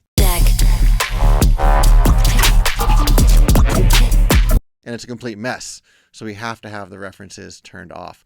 I also really like to key map this on off to something like the tilde key, which is right under the escape key on my keyboard. And that way I can be anywhere in my project and automatically turn this on and off and switch between my references. I don't have to always go back to the master and turn this on or off. When I open up my project, all of these analysis tools automatically appear because it's part of my default live set. These are the ones I find the most useful. I have this Avocet sideband solo, which I'll explain in a moment. I have one spectrum that's just for sub monitoring. Right, that's really focusing on the low end. It allows me to dial in the levels of my sub. As a bass music producer, this is very important to me. If you're producing any EDM dance styles, this should also be important to you. Then we have a full spectrum, which I've set the range to 0 to 75. That's showing the actual usable range, right? I think it defaults to something like -120. And look at the difference there. Like, what are we doing with all this dead space down here? There's no need to see any of this crap. There's not at all. So 0 to 75 or -75 really narrows that and allows you to see a more fine-tuned view of your entire frequency spectrum. I also have a monoing device on here, which, to be honest, I don't use very often. I don't oftentimes check my tracks in mono because I have other ways of checking sideband, which has to do with this thing right here. But it's there just in case. I do turn it on and off sometimes. I have tonal balance control, again, not necessary. I have span, which I do find pretty necessary. This is a free plugin from Voxengo. Highly recommend you download this. And when you download it, you should set it up so it looks like mine. You see how I have 2 meters here? One of them's kind of like an orangey color and one of them's green. Well, that's because I've set mine up to display both the mono or mid channel and the sides separately. So all the orange is all the stereo image in my track. All the green is all of the center image. The way you do that is by clicking the drop down next to routing and choosing mid-side stereo. And then under where it says underlay, you want to choose side. And that will allow you to see the sideband material, the width, anything that has some stereo image in your track. I find this to be extremely useful. One of the most common problems that producers who are a little earlier on in their journey tend to have is they over widen things because it makes it sound big and wide and cool and good, but it causes mix problems and it causes an uncomfortable listening experience, and you might not really know why your track doesn't sound very good compared to tracks produced by your favorite artists, but part of it is oftentimes stereo width. And I always make sure that my stereo width is usually underneath the green. It spikes up a little bit above there occasionally. That's not a big deal. That's fine. Also, remember, this track is not really mixed, so I would deal with that at that time. But generally, the sideband looks pretty good. So that's span. Span's fantastic. Insight is amazing. Let's talk a little bit about LUFS. So this is a LUF meter, which stands for loudness unit full scale. The main one you want to pay attention to is the integrated LUFS. When you are using reference tracks, what you want to do before you start comparing frequencies or any of that other stuff is you want to make sure that your track has the same LUFS level as your references, or at least is very close. We are sort of predisposed to think that a louder sound is going to be better. That's just sort of the way we perceive things a lot of the time. I don't know the science behind that, but I've noticed it myself, and I've been told this from many people over the years. And yeah, so like if their track is louder than yours, then it's gonna be really hard for you to level it, right? Let's just go ahead and check this out. What is my track at?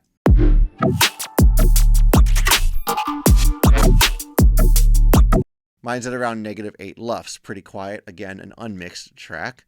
And let's go on to this other one here.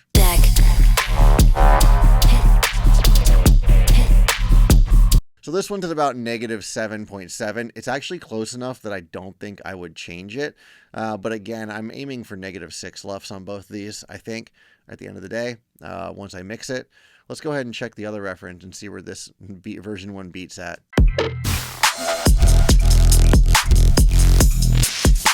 Yeah, it just doesn't sound very good, so we're going to ignore that one for right now. Anyway, if I wanted to make this a little bit louder, then I would come in here to my master bus clipper or limiter, which I prefer clippers over limiters, but that's a whole other topic. And it was about half a decibel off, so I'm going to go ahead and give it half a decibel in gain. And now my track should comparatively be a lot closer to the reference.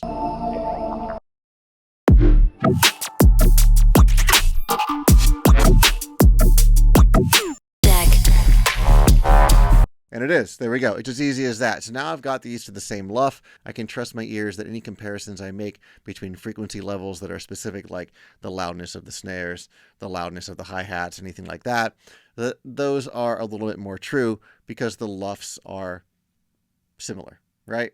It's not a perfect solution, but it definitely is better than trying to work with a -10 LUF track while you're trying to mix to a -6 LUF track. That's just never going to feel like it matches. So let's go back over to this Avocet sideband solo. It's a simple device. It allows you to listen to your sideband separate from your mids. If I were to go ahead and turn this on, take a listen to it, sounds like this. And what I'm looking for here, and especially over in my spectrum, is I'm looking for a fairly flat response, right? And usually I want that flat response somewhere here where it's actually laying. So it's pretty close. These things in the middle are a little bit wide. It's not really that big of a deal. It could be nice to have those wide. It's very possible I even made that choice. But this allows you to look and listen to your sideband and say, oh yeah, certain things are too loud, certain things are too quiet in the sideband, which means they're too wide or too narrow. Right? Like the low end here is just incredibly wide, all of this crap. So what I would do is come in to my track. I'd probably do this on the actual bass track, but I only have the stereo mix down here. I would go into mid-side mode, and I would find a way to pull the sideband down so it's not as wide, okay? This is not a tutorial on how to mix, as I mentioned, but those are some quick tips right there. I will show you how to make this device, though, because you can't make it like this anymore. This is using an old version of utility, and I think they changed the internal routing at some point. So now, if you want to make one of these, you have to use two different utilities. So first of all, grab one of them, right-click the width knob, set it to mid-side mode, and turn it all the way to the sides. That already is letting you hear only the sideband, but it sounds like this. Which, if you're on headphones or on, a good stereo system, you'll notice that sounds really weird. I hate it. My ears just do not compute. And also look what's happening in Spectrum. Nothing, because Spectrum only shows the mid channel. And what we've done is we've decoded the mids from the sides, and we've muted the mids, so we're only hearing the sides, which means that these waveforms are perfectly opposite from each other. That's what's creating the super wide stereo width we're hearing, and I can prove that. Let's go ahead and just hit resample and record a moment of this. There we go. If we zoom in, we can see that what I recorded is a mirror image. Your sound is comprised of left channel, right channel that are opposite of each other, and a mid channel, which is going to be identical. Let's just switch this over here to mid. There we go. So now we can take a look at the mids, and you can see, like, look at this moment right here compared to the track, right? This and this add together to create this. But we can strip them from each other and listen to them independently. And that is what allows you to listen to the sides independently. But the problem is our brain and our spectrum cannot interpret the completely opposite signal. But our brain likes the mid signal. Right? That's just the mids. It's showing up on Spectrum. Our brain hears it. Now there's no stereo width, of course, because we stripped that out with the mid-side encoder decoder. But this is all to say, if our brain does not like two perfectly opposite waveforms, but it does like two perfectly identical waveforms, what we can do is use a second utility and flip or invert one of these two sides. And if I invert the left side, what we've done is we've taken two opposite waveforms, like as one goes down, the other one goes up, and we've flipped it. So now they're both going up and down at the same time. It's still your stereo image. It's just being represented in mono. You can go ahead and create this and save it as a new device and use it to analyze your sideband. I should do a whole video one day on just sideband processing. I think that would be really useful. I don't think it's something a lot of people think too much about. But anyway, I just wanted to mention that, for workflow and for analysis, this is a really awesome way to go. That kind of brings me to the end of the mixing workflow and analysis. Mainly just wanted to get you set up for success, how to properly set your references, all the tools you need. This should help you be able to analyze more effectively and more efficiently when you're using references, instead of just being like, track A, pause, my track, track B, pause, my track. Having all these tools, knowing how to use them is fantastic. All right, let's move on to a few workflow speed techniques. Basically, what I want to do here is just show you some of the most important keyboard shortcuts and functions that I use that really speed up my workflow when I'm writing. So let's jump on into it. Let's go through a few keyboard shortcuts. So I've got this MIDI clip here, and let's just go ahead and duplicate it a few times. 1, 2, 3, 4 clips now. And so in order to combine these, what I can do is select the very first one in the row, and then I go to the end, hold shift and click. And what that does is it selects the range of all of these clips. And now that I've selected all 4 of these, I can press Command J and join them together. And now I have one big clip. It's the same thing when you're dealing with audio clips. So I have these 6 bass 808 hits right here. I can either put my cursor at the beginning of where the clips start or the range that I'd like to consolidate, or I could just select the first clip, either or works, and then hold shift. And in this case, what I want to do is not click the final clip, because if I consolidate with Command J, it's the same function for audio, then I have this little bit of dead space at the end. So I'm going to undo that, and instead what you want to do is select the first clip or put your cursor at the beginning, hold shift, and then select the end of the measure range. So I'm going all the way to the end of measure 20 here.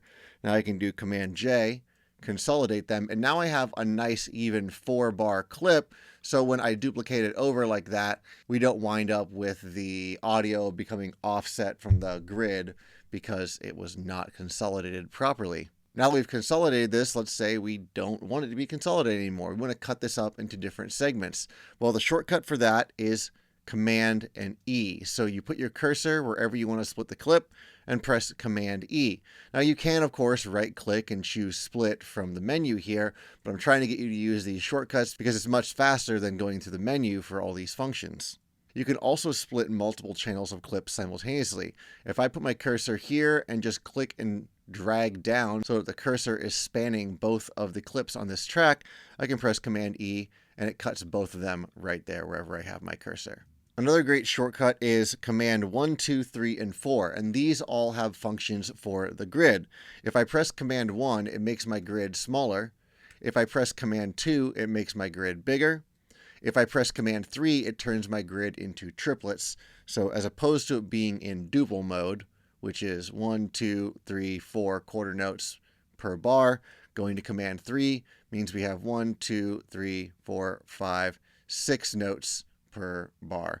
So everything that was split up into 2 is now split into 3. You press Command 3 to switch back over to duple grid, and if you just want to turn your grid off entirely, that's Command 4, and we have a bunch of dotted lines now appearing, and now I can move my audio clips anywhere without them snapping to the grid like they would have if I had the grid turned on. See, if I move these around, it's like an automatic jump to wherever the next grid line is in my arrangement view. So instead of deleting clips, there's another thing you can do, and that is to deactivate them. I like to deactivate clips sometimes more than turning them off, because maybe I don't know if I want to go back to that clip and turn it back on, see how it sounds now that I've made some tweaks to the arrangement. There's a lot of reasons why.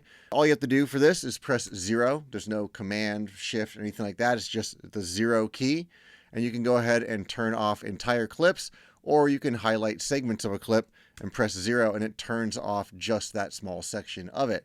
I really like using this when dealing with like melodic lines, because then I can say, okay, I don't want that right there.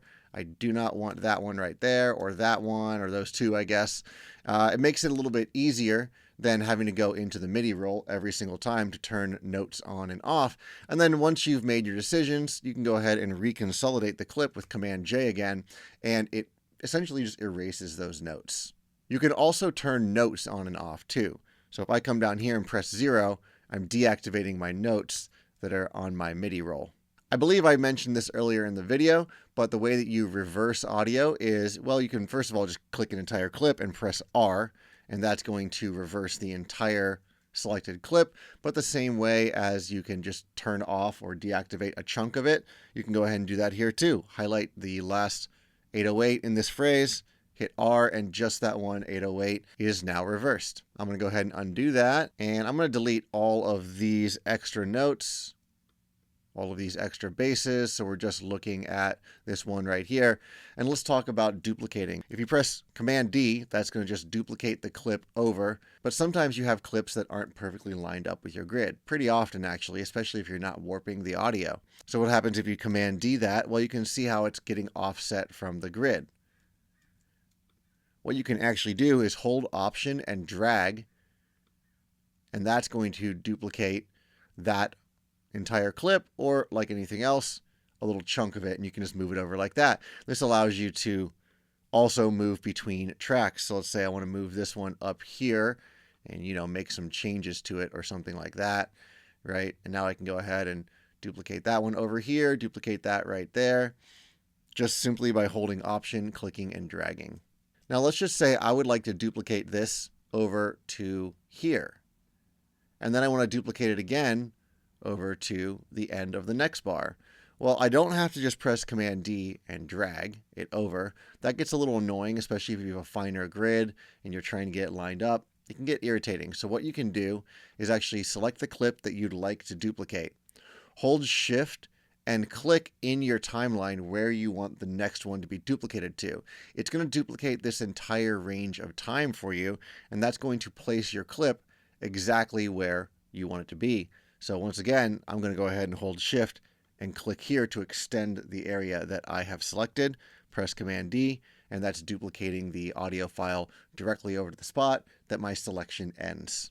All right, I've switched back over to the previous project we were just looking at so I can talk a little bit about freezing and bouncing. So freezing is a function that allows you to free up a little bit of CPU by essentially in the background printing an audio file of whatever your track is. Even though you don't see it as one big long audio file, that's kind of what's happening. And you can access that by right-clicking a channel and choosing Freeze Track.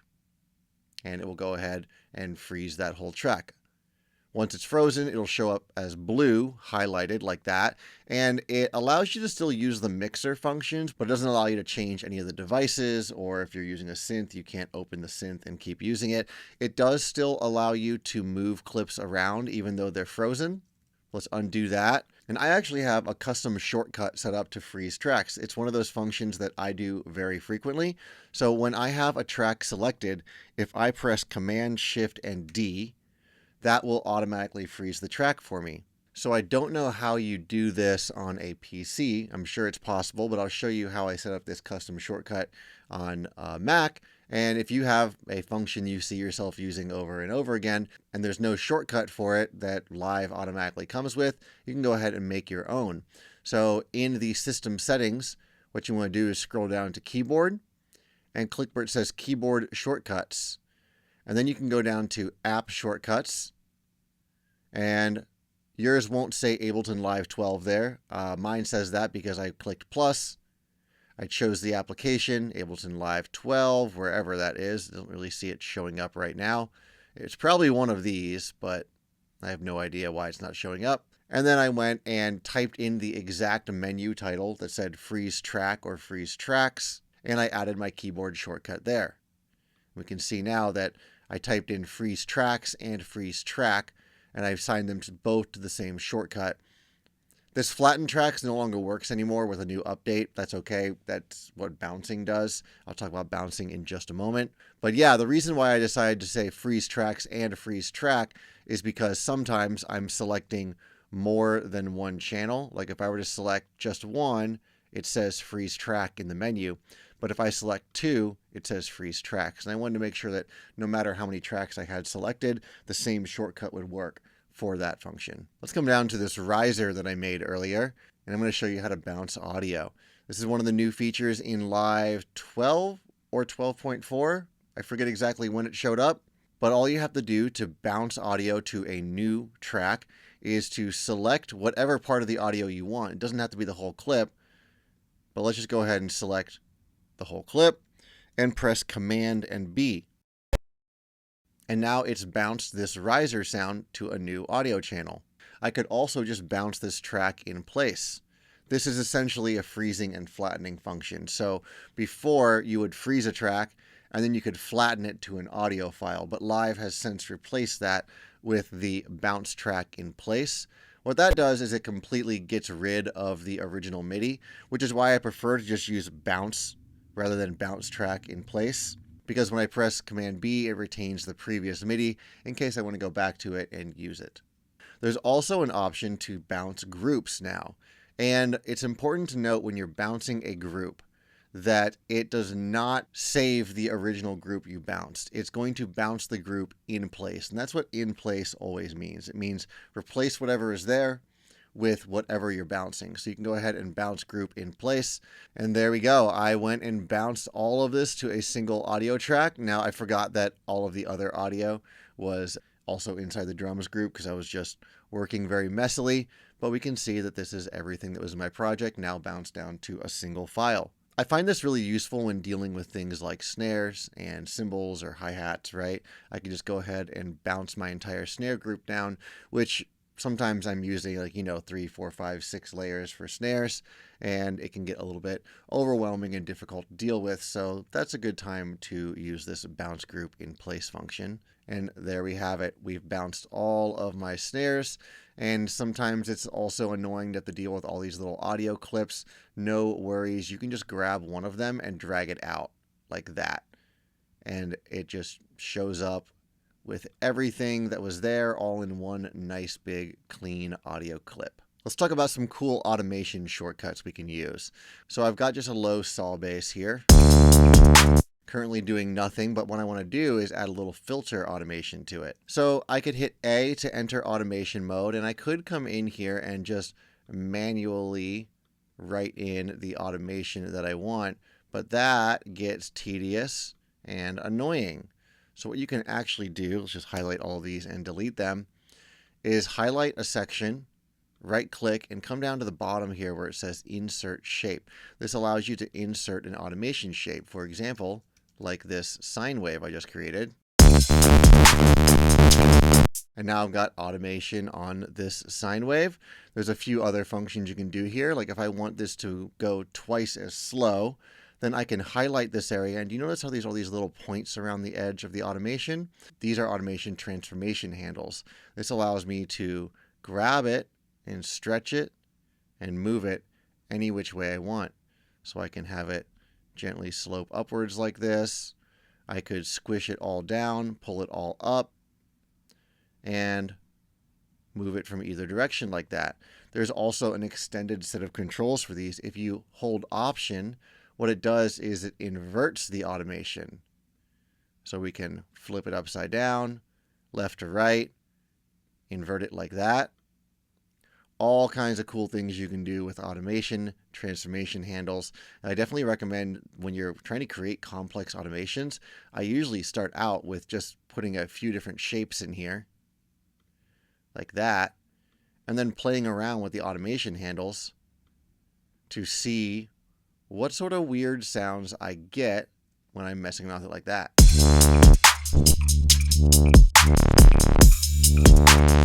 Something else that might speed your workflow up if you're the kind of person that finds yourself on almost every single track using an EQ or a saturator or a compressor, and you want to just stop having to add that every single time, is you can set yourself up with a default track. And the way you do that is, let's just say I have an audio track here and I want this to be my default audio track every time, and we're going to put a spectrum on it. So every time I open up a new audio track, the spectrum is going to appear. What I can do is right click now that I've added my spectrum and say save as default audio track. It's going to say a default audio track already exists. Do you want to overwrite it? I'm going to hit yes. And now we can see as I make new audio tracks by pressing Command T, all of the new ones also have the spectrum on there. To reset this, I just delete the spectrum, right click, and say, yes, I want to overwrite it. And so now new audio tracks won't have that. I personally prefer not to have devices already loaded onto my audio tracks and MIDI tracks as well. You can do this with MIDI, of course, because in some ways I feel like it boxes me into a certain type of process, right? It's like if the EQ is always there, I might be more tempted to use the EQ when I don't really need to. I just prefer to simply Command F, EQ, and add it whenever it's necessary. It's entirely up to you, right? If you don't feel that way, then you can go ahead and set yourself up with some default tracks. Just be very careful. I've seen some people accidentally set up a default track with things like the gain pulled down low, or maybe a little bit of the effect send turned up, and then every single track they do has that same gain and effect adjustment. So you want to watch out and make sure that your track is as clean as possible, except for what you want added and what you want changed. I already mentioned my timer trick earlier, right? I used just some cheap little easy to use timer.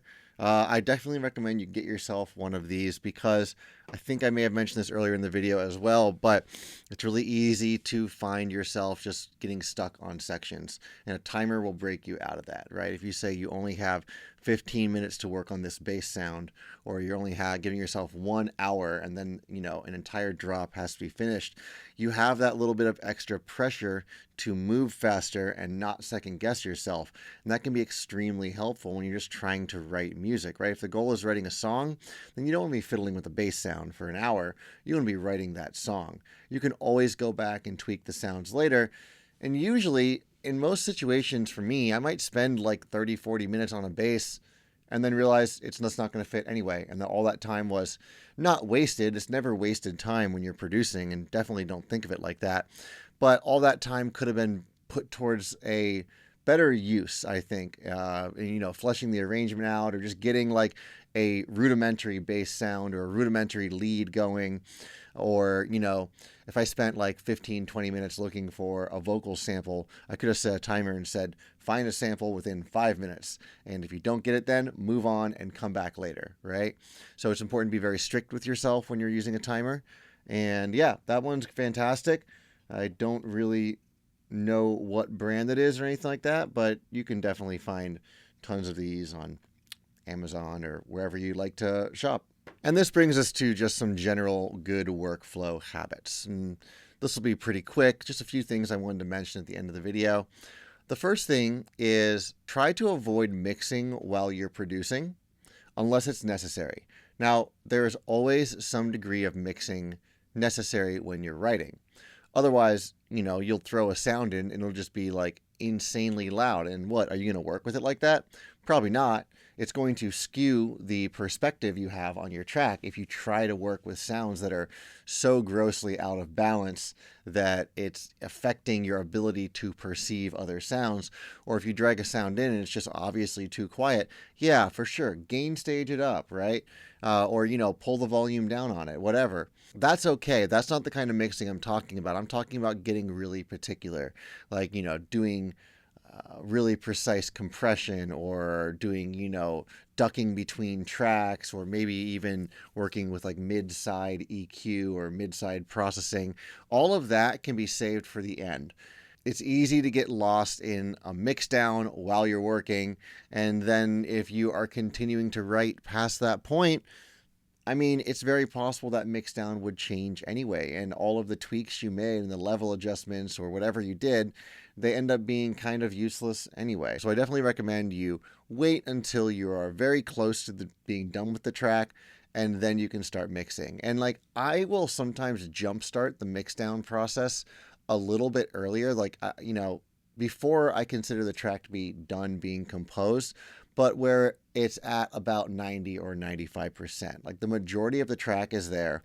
And I'm like, okay, let's do a good solid mix session on this, because that can sometimes be a bit revealing as to what your track still needs, particularly when you're using references like we talked about earlier. When you are mixing to references, oftentimes you can hear what's going on in their track and realize that, hey, maybe like my lower mids are really hollow and theirs are much more full. If I want mine to have the same kind of like impact and depth and warmth, then I have to go ahead and add a new layer in that fills out these lower mid sections.